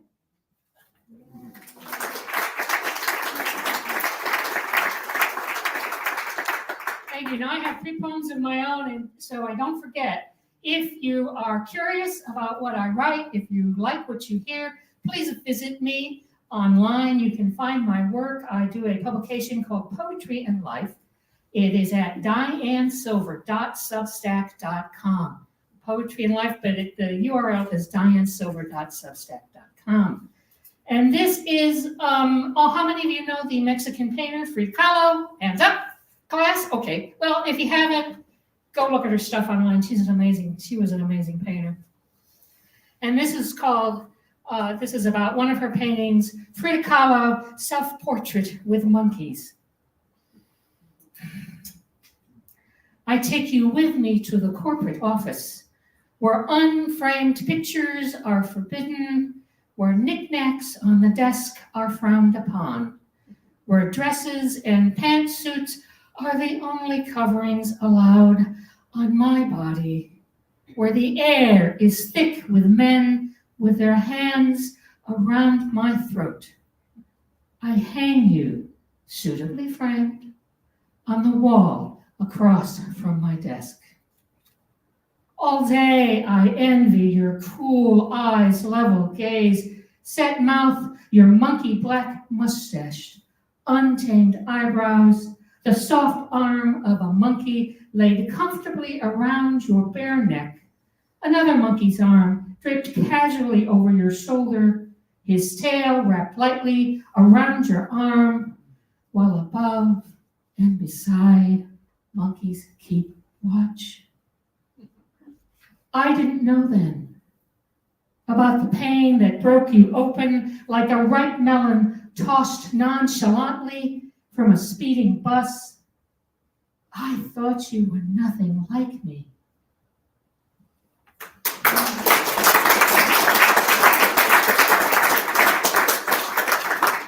Thank you so much. I really appreciate your attention. This next poem is one I wrote. I originally wrote it thinking it was about love. Recently, I've begun to think that it's about peace, the possibility of peace. What the mind thinks it cannot have.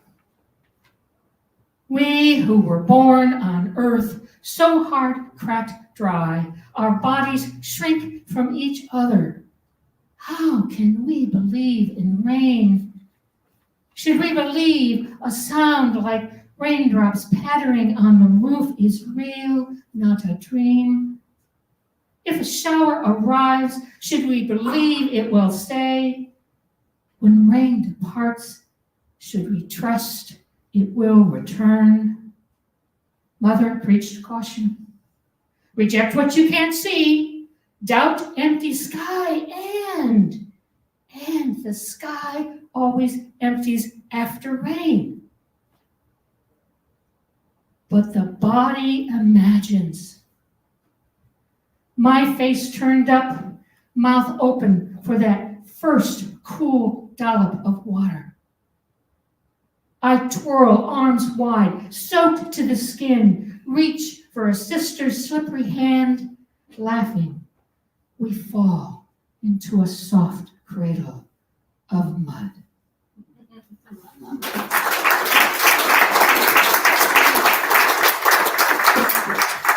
And finally, a short poem with a long title, that a little Stafford-esque. Should you choose to accept, your mission is to find joy. At the bottom of this hole, buried so deep between walls that you have to crawl, raise your head, listen. Somewhere on the other side of this concrete, this steel, this lash of soot and words that pelt your face, waves sing on sand. Out there, the horizon is an unwritten line. The sky, an open plain. The water, a runway. It's clear you could go. Thank you. Really appreciate it. Thank you. After me is Deborah A. Ursix? Did I say that right? Yeah. Yay, Deborah! Give it up for Deborah.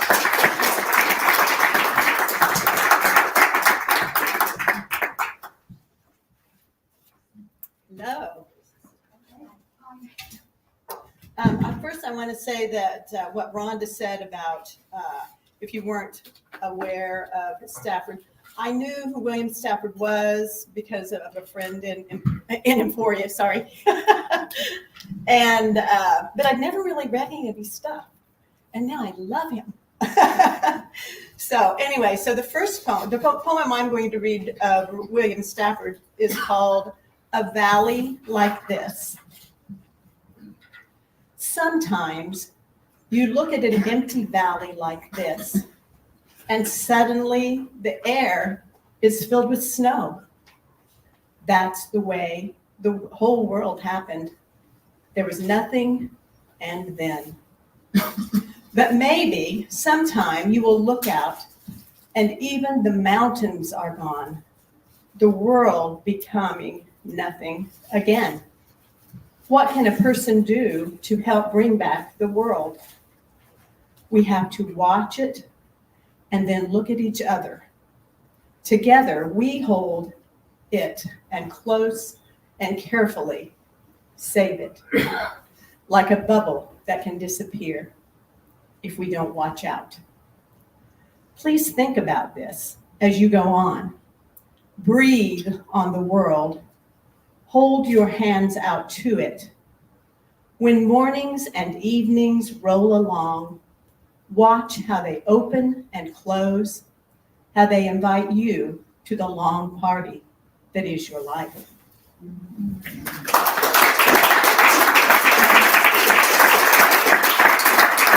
And I kind of feel like that is a teaching poem. And so I decided to read one of my teaching poems. This is one of my earlier poems. It's called Responsibility. No news is good news, or so it is said, but we cannot ignore what we've seen or read. The world is in trouble. There's more to come. It can't be taken lightly. There's nowhere to run. Rivers barely flowing, air quality is poor. Children are going hungry, dad's out the door. With preservatives and cadditives, derivatives and additives, it's my life, teenage attitudes. I can fix it, political platitudes. What it boils down to, I can clearly see, is each one of us must take responsibility. We are the ones to blame for the mess we're in, not anyone or everyone or your evil twin. Give the bike a whirl, cut up the plastic. You'll lose a pound or two and find your budget's elastic. Can we make changes in all this we own? Can we take responsibility for the seeds we've sown?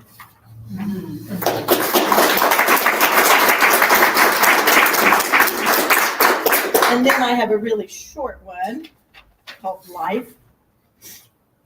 Like a river flowing, gently lulling us into contentment, complacency, then storming in, rushing, ripping, tearing away the calm, awakening us to currents that flood, cleansing us, forming us, changing our direction, carving new paths, and ever-changing adventure.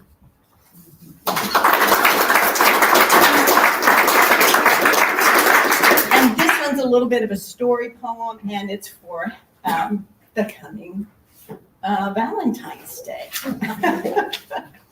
And it's called Lost Valentine. Can you hear me? Yes. Wandering slowly through the store, inhaling aged smell, antique furniture and more, a unique mix to sell. I hope to find a treasure. I could feel impending glory. Little did I know the measure of the unfolding story. I meandered toward the back, where my heart did truly lie, forgotten books, haphazard stack. I caressed one with a sigh.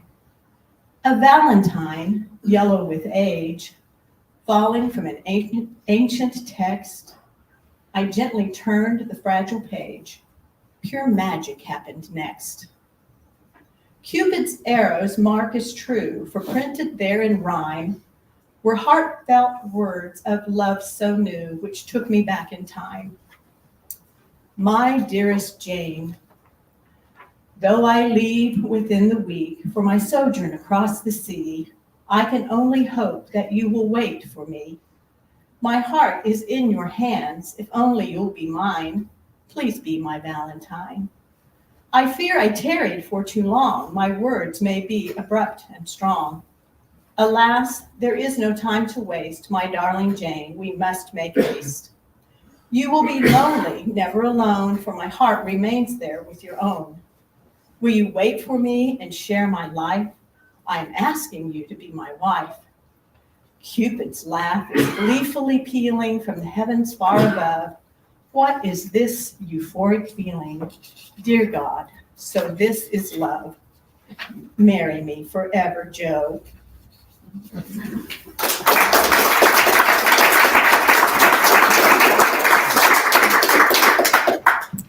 And I have a poetry book that does not yet have a cover. and hopefully I'm going to launch in March or April, probably April. And it is going to be Sunshine in the Weeds. And that both of, I guess all three of those poems are probably in there. Now, after me is Ian Cook.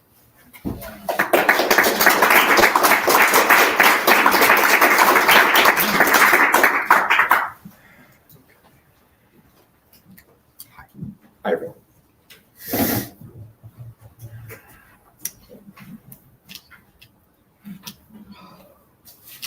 Can everyone hear me all right? Excuse me. Hi, my name is Ian Cook. I attended this reading for the first time last year after setting some intentions to reconnect with the Lawrence writing community and poetry community, which I had been disconnected from for a number of years due to anxiety, depression, alcoholism, which I'm happy to be 4 years sober these days.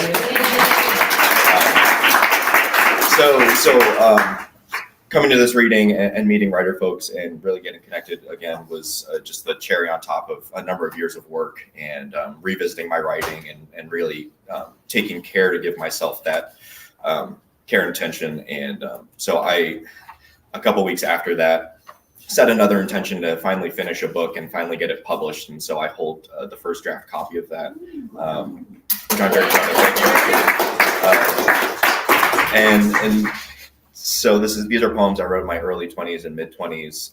And then I just sat on this collection for about 6 or 7 years while I was dealing with all those other things. And so once I found myself again and found my mental and emotional wellness, I was able to reconnect with it, see it for what it was, and really understand where I was in that time and place.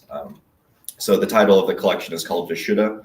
Vishuddha is the throat chakra, deals with communication, turning outward things into inward things, purifying things through the voice and truth, and finding ways to truly express yourself.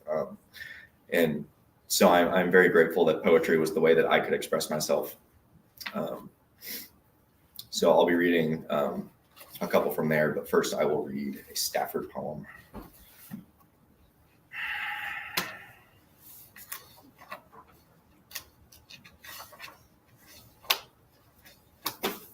And I know this was read earlier by Pulaski, but it's just thinking again. So I think it's always okay to rehear the Stafford poem. For the second time, you might get a little bit more out of it. So while I'm reading this, I invite folks to maybe take some deep breaths, maybe inhale through your nose fully, maybe take a couple extra sips at the top to really fill your lungs and hold that for a moment, and then you can let it go. And maybe continue breathing like that and take some deep breaths while we get settled in. Just thinking. Got up on a cool morning, leaned out a window. No cloud, no wind. Air that flowers held. For a while, some dove somewhere. Been on probation most of my life, and the rest of my life been condemned. So these moments count for a lot. Peace, you know. Let the bucket of memory down into the well. Bring it up. Cool minutes. No one stirring. No plans. Just being there. This is what the whole thing is about. Thank you.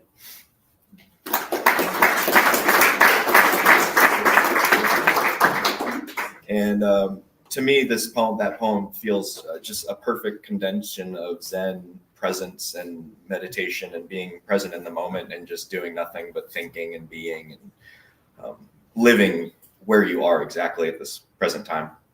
So my first poem that I'm going to read is a Zen poem I wrote before I knew what Zen was. So this is called Sundial. The self, A, empty space at the center of a star. B, distance from limb end to end. C, soul sliver, remains in sonorous sleep. Dismissed notice, fragmentary variants cast across cosma.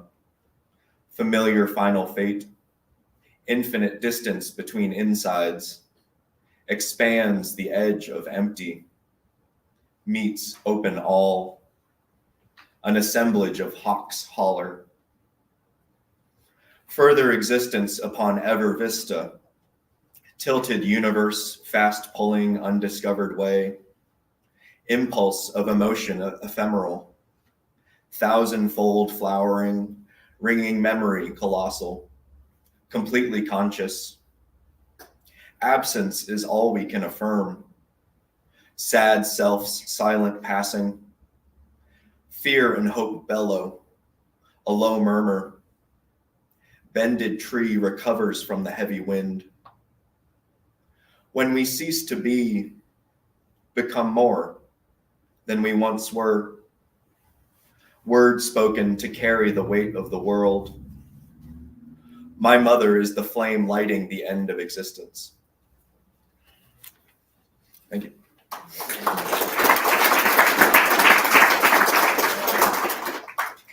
And so this collection is coming out April 8th through Anamkara Press.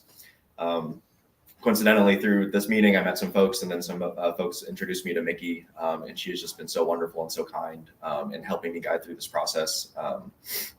And so eternally grateful for that. Just so happy with things. This next poem is called All Observer.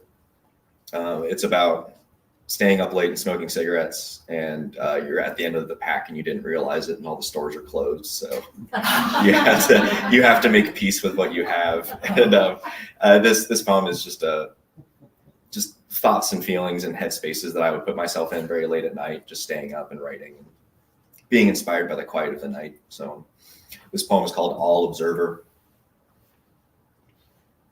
Half of the last left. The back of my throat is tendered coal, loaned from paper fire, handed out for droves, taken aback for the sake of taking. And when the earth turns, it low moans, so we won't feel it, drown in its motion or go down in its drone. The ship sailed the other day, amidst the late morning haze, to a shore we can't see or choose to believe. Free the frost, in staggered gasps, in belated winter when it should be spring. Thank you.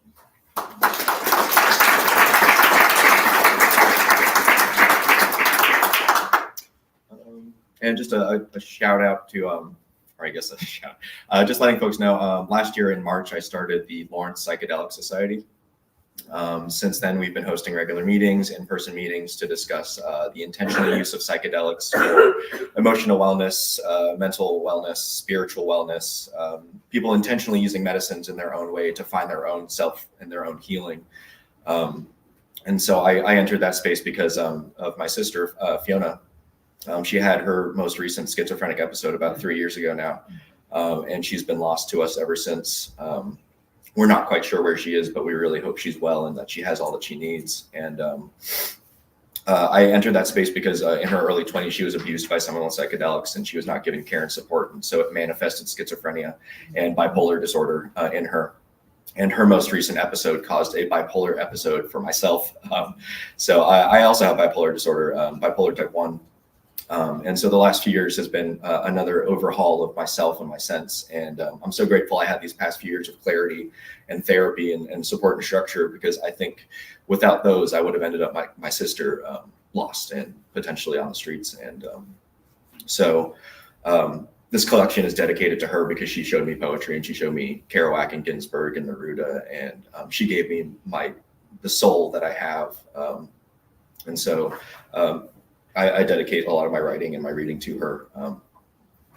And so if anyone's curious about psychedelics in an intentional way, you can reach out to me through various channels. You can look up the Lawrence Psychedelic Society. We're just trying to raise awareness and educate and prevent harm from being done. And then a last side note, is anyone here practicing witch, wizard, or magician? You don't have to raise your hand. You can just nod if you want. So someone that writes something down and with an intention, and they hope that it comes true. And sometimes things do come true. And like myself, I wrote spells of connection and wellness for myself, and finding a publisher and releasing things and growing as a person. So I consider what I write as spells these days. And so this last poem is for Hermes, who is another close friend of mine. And I think often what communication means. And I've been thinking like that for a long time. So I think Hermes has been with me for a very long time. So this is for him. Old friend, my pen sings to you, spills ink for you in the curves and quick cuts of my letters, connected in cursive flowing, inscribing my well intentions for myself and those around me, for what will be, should be, manifested sweetly in the waking day of life. I carve a home for wishes to sit upon the page and hope for them to come true in time, as all good things do in time. I spell, make spells, cast magic, become magical. If this way of words can be taught to others, I have honored you. Spread your name across space and time, and I too am transported thus. Thank you for the tune upon which my tongue dances. This heavenly song sings, ringing across the cathedral of my mind, carving out new corridors for the vibrations to resonate within and then out into the rest of my being. In steady words upon the page, I commune with you, communicate through you, and carry you with me always. Thank you.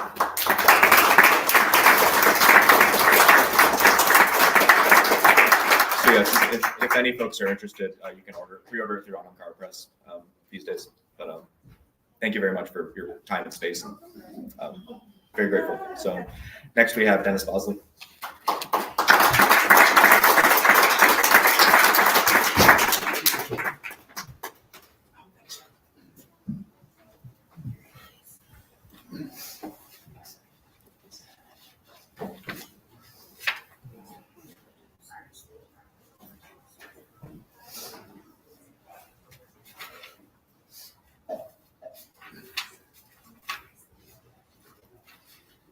I'm going to read Learning to Lose and Serving with Gideon. Learning to Lose speaks a little bit about Zen. William Stafford said he didn't practice Zen, but he knew when it was being practiced.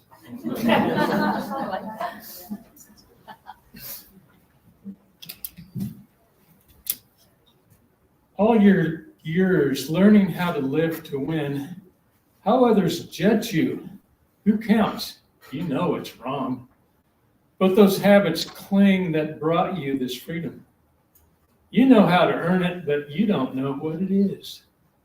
A friend that you make is conquered like an enemy. Somewhere you'll rest, have faith, even lose sometimes, accept the way you are, say easily to the world, leave me alone. Hours. I'm just living here. Let now win.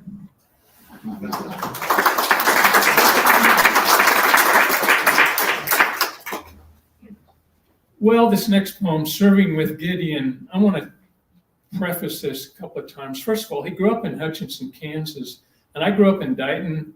And the Hutchinson News Herald, then the Hutchinson News, was the center of my universe growing up out there.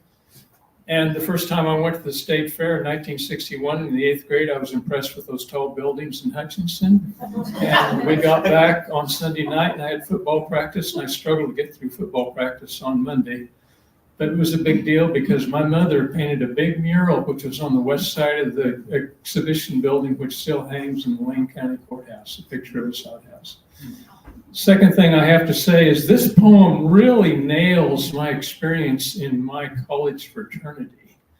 5 years later, I joined a fraternity for 2.5 years here, which has been banned from campus until 2026 because of behaviors which I observed way back then that finally caught up with them. But still, I think this poem nails that, whatever it is, state of mind.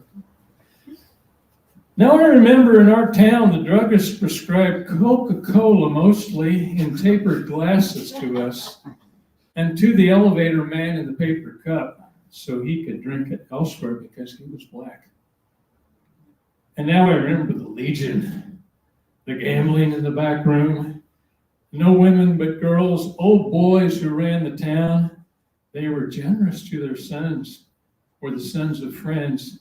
And of course, I was almost one. I remember winter light closing its great blue first slowly eastward along the street, and the dark then deep as war arched over a radio show called The 30s in the great old USA. Look down, stars. I was almost one of the boys. My mother was folding her handkerchiefs. The library seethed and sparked, right and wrong arced, and carefully I walked with my cup toward the elevator.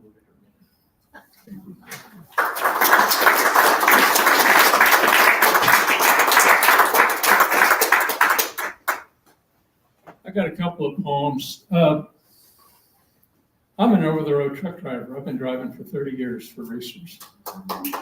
Graduated from Washington Law School, below the bar. I've been driving a truck, go figure. So I write poems when I'm out on the road.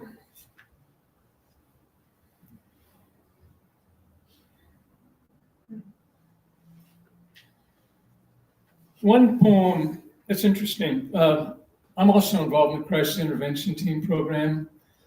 And I was approached by a woman who said, "You saved my life." And I'm like, huh? May the 5th, she told me. Rachel Holthouse. She said she was a nurse and she got into taking drugs that she shouldn't have been taking, and she was addicted. And she was arrested by Sergeant Josh Clam of the Topeka Police Department. And he said, "Come here, I'm going to save you." He didn't arrest her and put her in jail. Okay. So she thanked me for being one of the founders of our alternative sentencing court. So I wrote a poem about 9 years ago.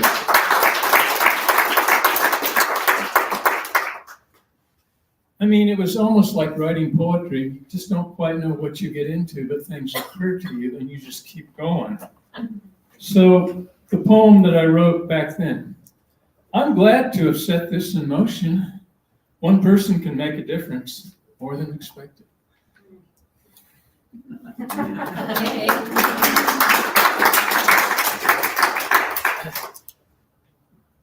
And on January the 8th, I came back from Dallas, Fort Worth, towards a big storm in Topeka where we had 7 inches.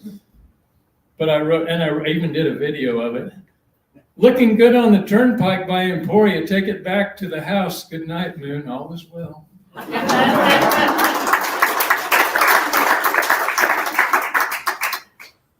And then finally, this takes me back to, I drive, it's 530 miles, and the halfway point, I take Santa Fe Trail, right? The halfway point is Wright, Kansas, on my way to Affiliated Foods Warehouse in Amarillo.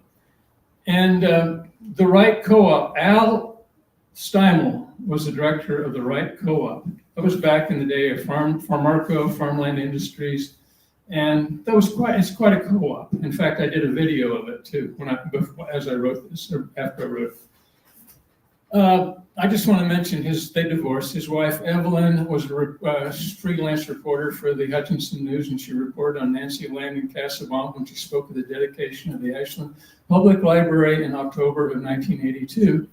And during 1969, Fred Krebs led a discussion group, part of the Institutional Racism Research Council here at KU, and two of their daughters, Denise and Allison, were in my group. And they were in the thrall of grief because their older brother, Greg, had been killed in Vietnam. And the highway is named after him, right by that elevator. And Allison ended up reporting for the Boston Globe. Denise is in Medford, Oregon. So their younger brother, Dirk, graduated in '79, wrote for the Wichita Eagle and Kansas City Star and Des Moines Register about agriculture. But anyway, it's just an ordinary thing, driving by that. But that's the thing about poetry. You write something, and then, my God, it can last for days. So anyway, I'll read this little poem about driving by the Wright Co-op. Oh, here it is.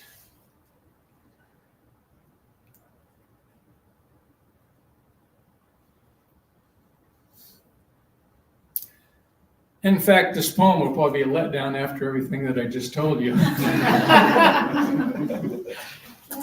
The right stuff, right co-op, right there, right Kansas.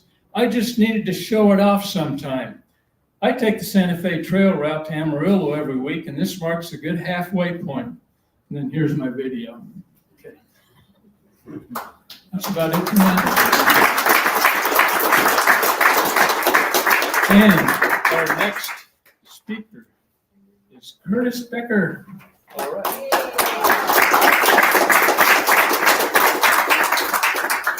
I want everyone to take a photo of Curtis.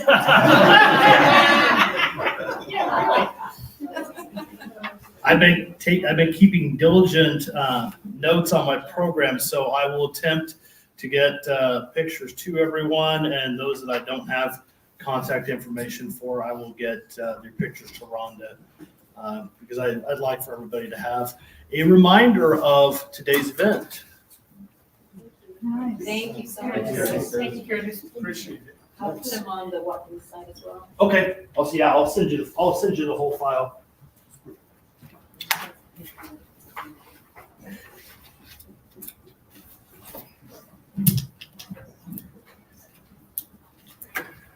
All right, the Stafford poem that I chose to read this year, I usually choose a different one every year because, as someone said, there's so much to discover with Stafford. And sometimes I find a new favorite Stafford poem all the time.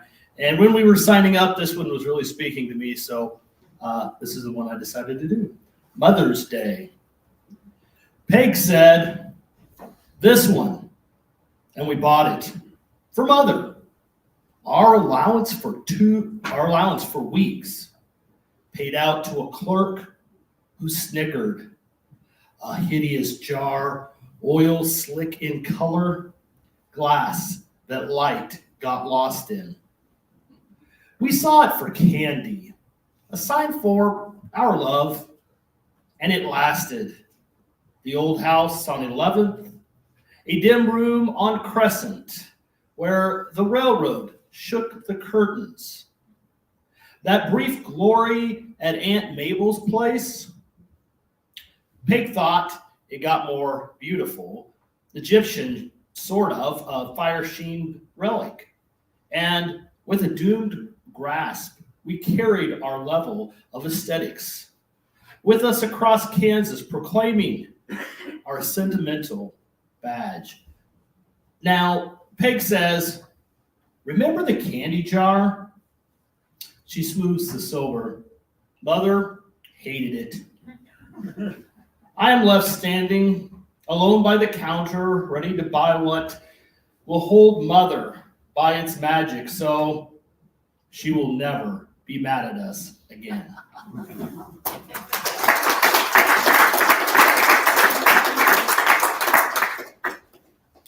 And I will read one from my latest chapbook. This was called Greetings from Topeka. And this one and a couple other books are available over there if you like what you hear, or you can, if you can find me on curtisbeckerbooks.com. It'll take you to everything, including I do have a Substack that I've been less than consistent in posting to, but you can find things that I have posted.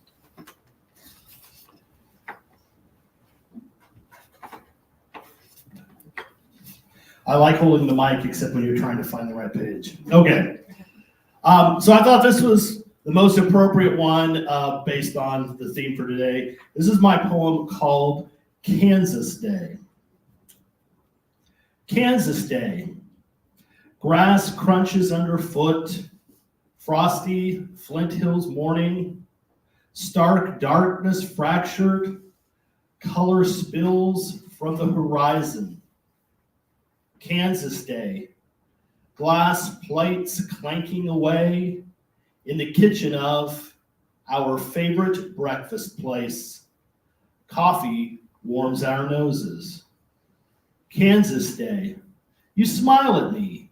We share unspoken words as the guy at the next table talks about how he hates it here.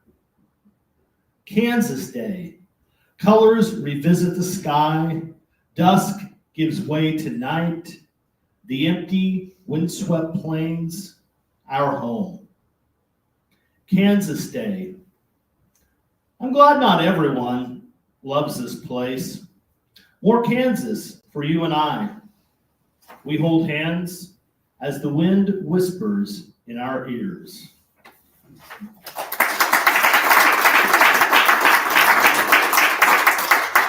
And following me is John Swinston. John, am I saying your last name correctly? He's not here. Oh, he's not. Was I saying it correctly? No. Swanson. Swinston. I try to make two syllables out of it. All right. How about Andy Johnson? Andy is sick as well. Oh. How about Amy Nixon? Yay! Amy Nixon. Would you like this or? Let's try it up there. All right. How that goes. Okay. Let me move out of the road here.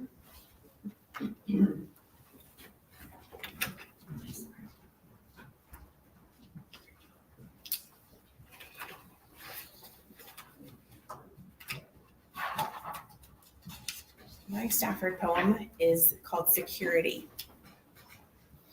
Tomorrow we'll have an island. Before night, I always find it, then on to the next island. These places hidden in the day separate and come forward if you beckon. But you have to know they're there before they exist. Sometime there will be a tomorrow without any island. So far, I haven't let that happen, but after I'm gone, others may become faithless and careless. Before them will tumble the wide, unbroken sea, and without any hope, they will stare at the horizon. So to you, friend, I confide my secret. To be a discoverer, you hold close whatever you find, and after a while, you decide what it is.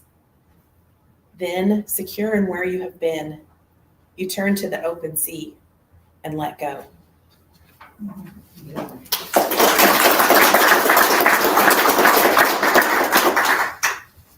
I like how he wrote about the things that anchored him to his life, so I tried to select poems of mine in that same vein, although not as concise.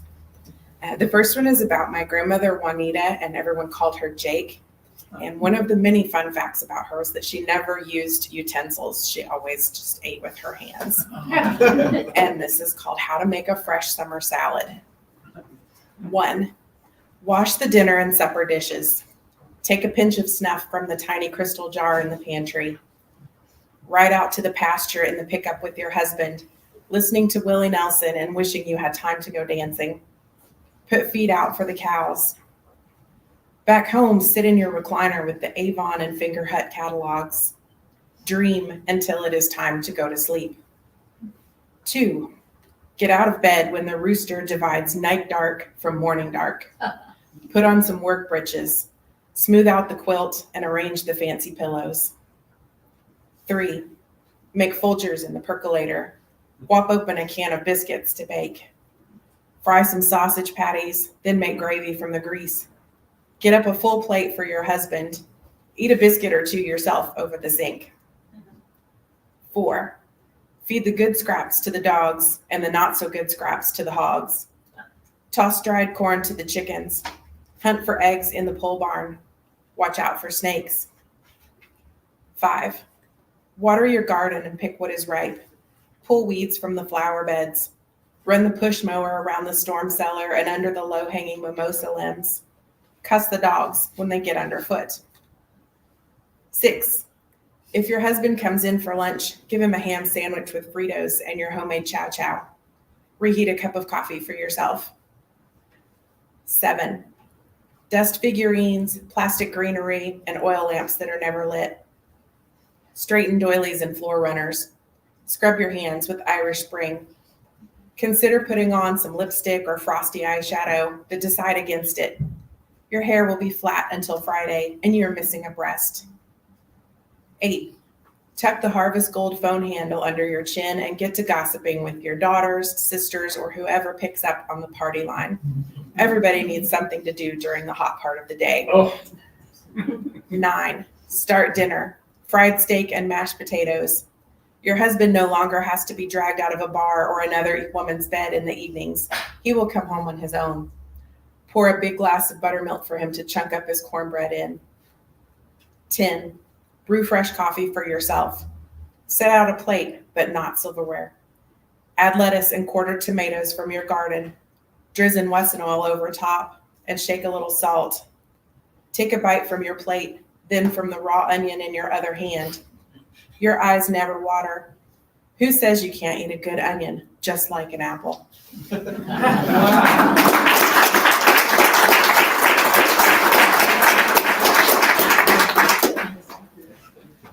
This is called Post-Industrial Existential Elegy.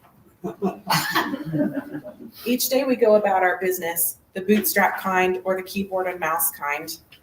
We eat eggs out of green styrofoam cartons, come from hens we've never met. I like my scrambled eggs with salsa verde wrapped in a warm tortilla. I've never been south of the border. I've never hoed a row or wrung a chicken's neck on its worst day. Today I sent an email about a task not done by the book. Tomorrow I will send a few more. Then attach some rubber to my feet by Velcro straps. Walk my dog on a string like an earthbound kite. Tip my face up to the big light bulb in the sky and make a wish.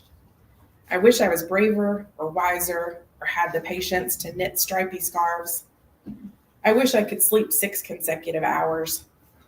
I wish everyone could have shoes and clean water and a warm bed and someone who says nice things to them. Speaking of wishes, did you know dandelions bloom year-round now? Yeah. I don't know how they find the time to go to seed, but they're so unconcerned with doing it wrong. A dandelion, now that's a thing that knows how to shine. And even better, how to let go.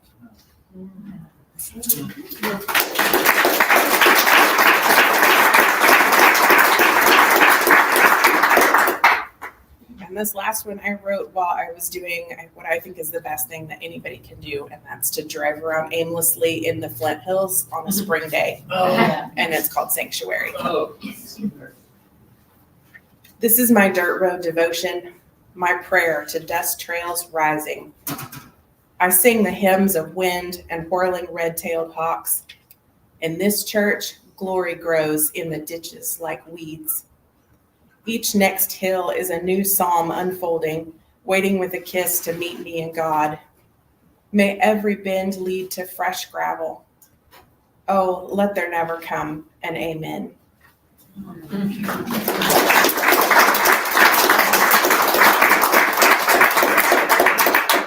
And next is Lindsay Garcia.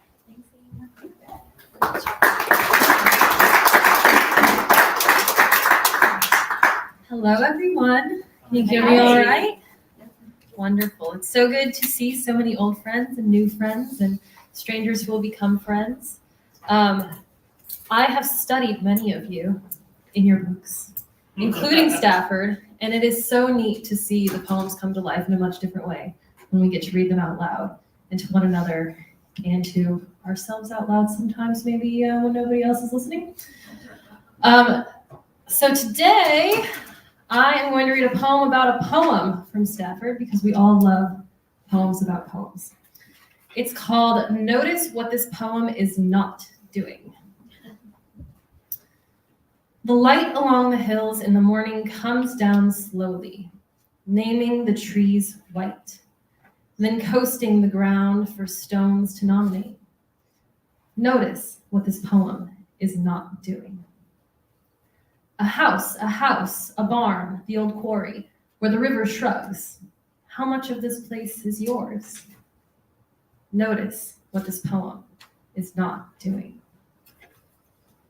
Every person gone has taken a stone to hold and catch the sun. The carving says, not here, but called away. Notice what this poem is not doing. The sun, the earth, the sky all wait. The crowns and red birds talk. The light along the hills has come, has found you. Notice what this poem has not done.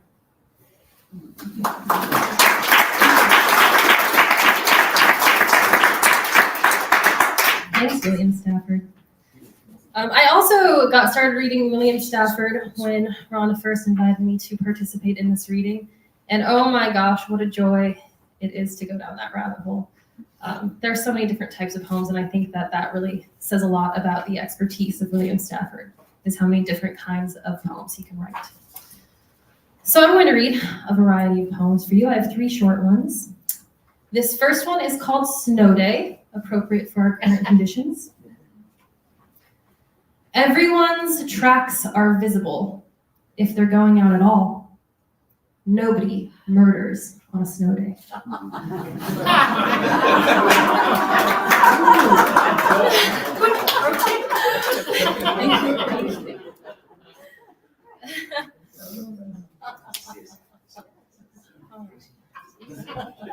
Take another second. I hope that's true. If so, keep winter coming. This next one is called Cravings. I've had my period 114 times. And what do I have to show for it? Embarrassing stories, a birth control prescription history, and a red perspective on what it means to be a woman. So far, I've dodged pregnancy, though I could have baked 9 babies by now. Now I crave to make life with my life. Now I want to name the next generation after the last and teach them everything I know about love. Instead, I lay next to my husband-to-be, who's burnt out by his 4 little accidents, and I bleed my disappointment.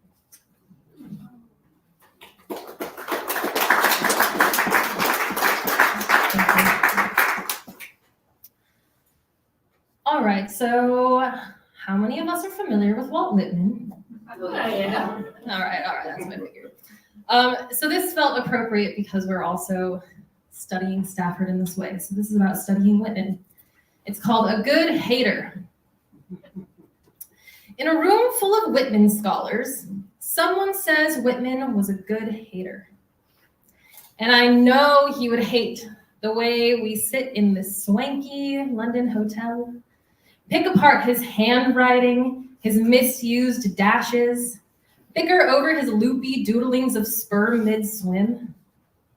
I know he would hate the way we quote him when he's the one who said quoting is a thing that gets to be a disease. Would he hate how we stay and listen even when we don't want to? Would he understand this is how we love him? Thanks.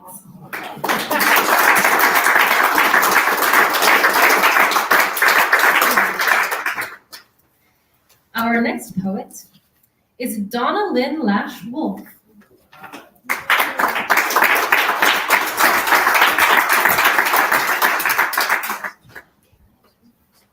Thank you, Lindsay. I was glad to be included in this. I've been at home in my own solitary confinement, And it's good to be among people that care about words and poetry and the power of words to transform. I saw online a lot of his most famous poems, and I decided to order one of his books because I learned that he had published over 3,000 poems and wrote many, many more. So I bought a book and I waited for poems to choose me, and I found 3. I'm only going to read 2. One in particular touched me. It was called A Memorial, Son Brett. I learned that he had lost a son young, and that touched me because I did also. So I'd like to read a wonderful poem by William Stafford. One I was scribbling last night, all night, kind of in response to his memorial to his son, and then finish with a strong one by Stafford, and then turn you over to Karen Miriam Goldberg. This is a poem by William Stafford called That Year. The last year I was your friend, they fell for days, headlong, flaming down, the leaves I mean. Aspens heard the news. On the deck, the birdseed sprouted. Blue and brown and rose, 2 evening grosbeaks came, trim and ordered, quiet colored, like Marines. We stood, each alone. The grass had found a tide, but we felt none. When they heard enough, we let them out, the words I mean, and let them trigger our tongues till they lugered 1,000,000 times like a drum, till the world reversed and leaped after its good name. But sunset frisked us for something dry or warm, and that year we stood alone. The grass had found a tide, but we had none. That year when I was your friend, in words I mean, I was afraid. Despite our care, we heard the news. It was more than words. Persuaded like the grass, we felt the tide at last. We knew before we were told. And we shook, as the aspens did, from a storm inside the world.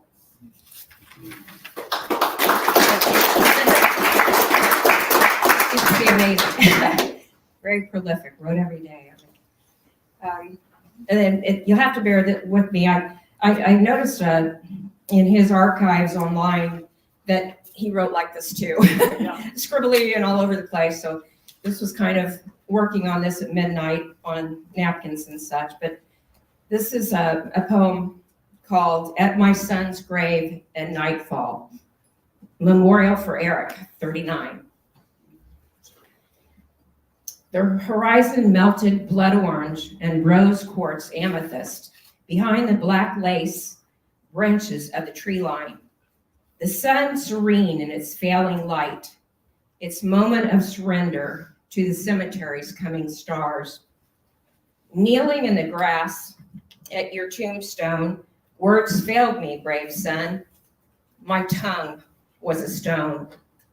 Silence became my first and my only sentence. In the silence, in the stillness, among the shadows, I could hear your songs. The beats of your drumming blended with the rhythm of my heart. Together we created music in this land where I grieve you.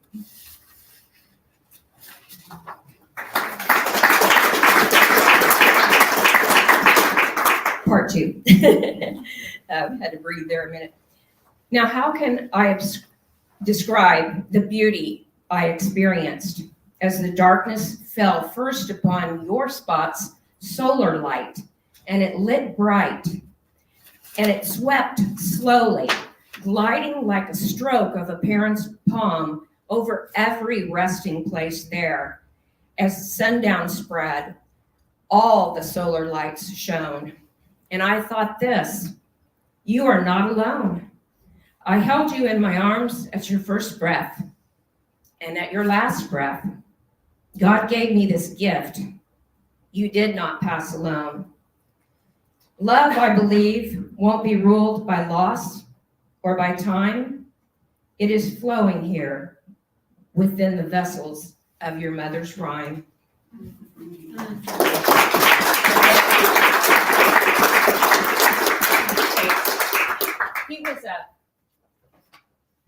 He was an amazing musician. He was a drummer. He started at the age of 2 and was somewhat famous. And also taught himself piano and guitar and wrote music. And I'm going to finish with William Stafford, who makes it easy on you. And this was a poem. I realized that the title was in Latin, and I've never had Latin, but if there's good old Google. This is called Vocatus atque no vocatus. Basically, that means summoned or not summoned. It's from a saying, summoned or not summoned, the God will arrive. 1, before life, was there a world? When we take our life away, will fear be anywhere? The cold, the wind, those noises darkness tries. We'll take fear with us. It rides the vast night carried in our breast. Then everywhere, nothing? The way it was again? 2, across the desert, beyond storms and waiting, air began to make a wing. First leather stretched on bone, extended outward, shadowed quiet. Then whispering feathers lapped against each other. And the last, the air itself, life taken aback, a knife of nothing. 3, there was a call one night and a call back. It made a song. All the birds waited, the sound they tried for now over, and the turning of the world going on in silence. Behind what happens, there is that stillness, the wings that wait, the things to try, the wondering, the music. Thank you very much. Karen Marion Goldberg. Actually, Karen, if you would wait just 1 minute. I had someone contact me yesterday asking if they could read one poem, and I've had 2 other people ask if they could read one poem. So if you're patient, I want Karen to be able to close out. So poets who are wanting to read, if you would come forward and be fast. We're running out of time, but I don't want anyone's voice not to be.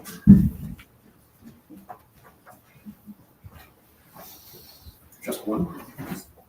Just one.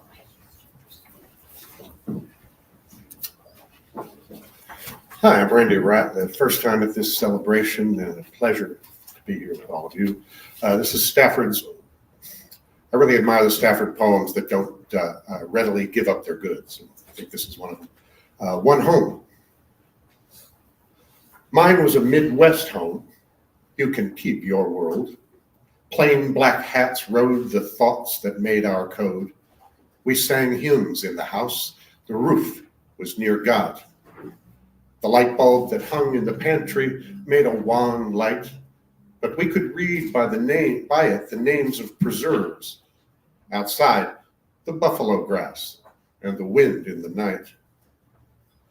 A wildcat sprang at Grandpa on the 4th of July when he was cutting plum bushes for fuel, before Indians pulled the West over the edge of the sky.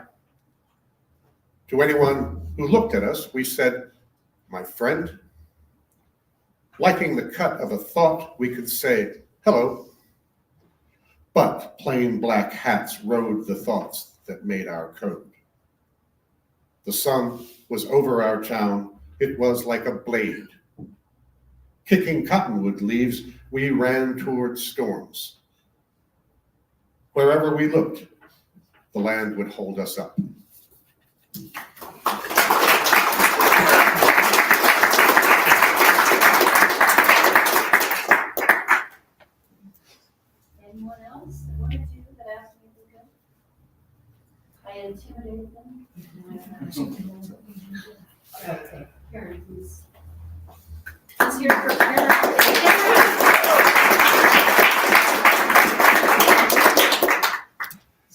to see everyone.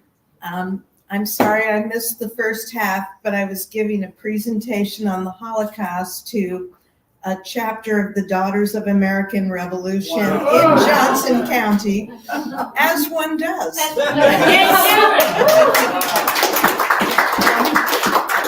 Anyway, they did not invite me to join yet again. I want to thank Rhonda with all my heart. This isn't hurting kittens. This is hurting lawnmowers and T-Rexes and scrambled eggs. We are a lot, and thank you so much, Rhonda. Thank you.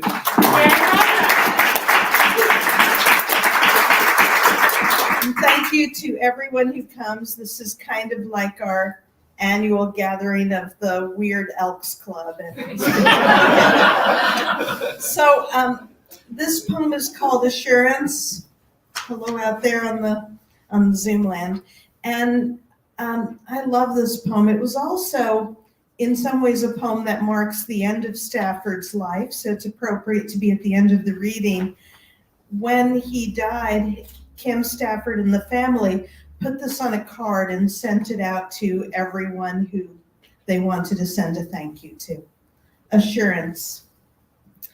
You will never be alone. You hear so deep a sound when autumn comes. Yellow pulls across the hills and thrums, or the silence after lightning before it says its names, and then the clouds' wide-mouthed apologies. You were aimed from birth. You will never be alone. Rain will come, a gutter filled, an Amazon, long aisles. You never heard so deep a sound. Moss on rock and years. You turn your head. That's what the silence meant. You're not alone. The whole wide world pours down.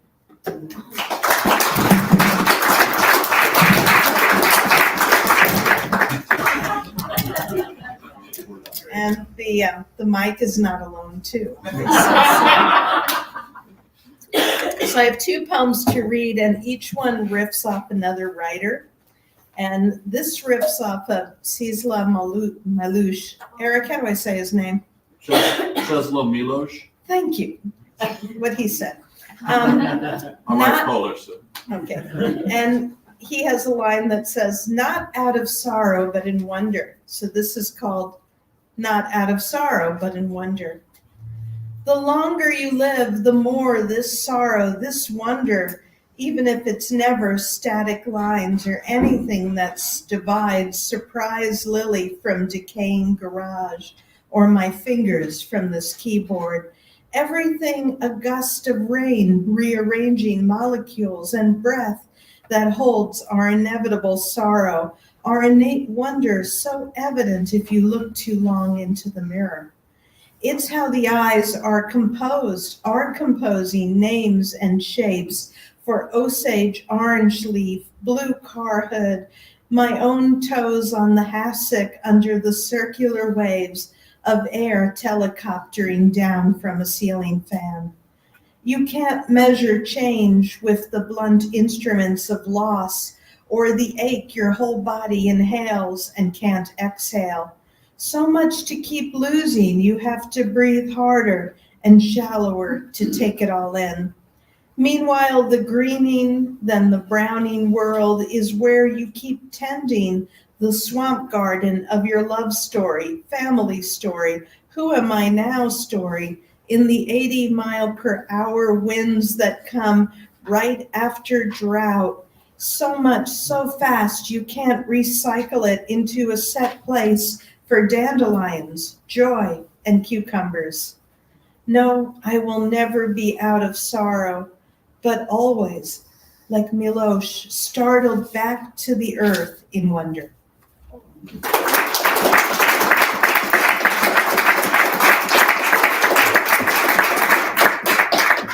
And this riffs off of a line from Stanley Kunitz, live in the layers, not on the litter. And it's from a poem called The Layers. It's called Live in the Layers. Tumble into the vertical life in the just past winter garden of almost blossoms unharvested potatoes, rain and regrets, too many steps into the den of courage where real lions rest on virtual cushions until jarred awake. Take the hand ready to pull you out into the gales of what you fear will kill you, but won't, rushing you up the slope between trees, some living, some dying, the path barely discernible under cicada shells, bad intentions, leaves turned to paper, and branches snapped off in drought or one surprise ice storm. Walk tentatively or run for your life through rows of piled newspapers, losses that hurt your throat, tiny sadnesses with no apparent cause, easy stretches of sun across wooden floors in the vertical life that isn't so vertical, littered with scraps of history overlaying all the stories, composing and composting everything living or dead, animate or angel, human or hibernating, ready to lift off again. Live there. Thank you.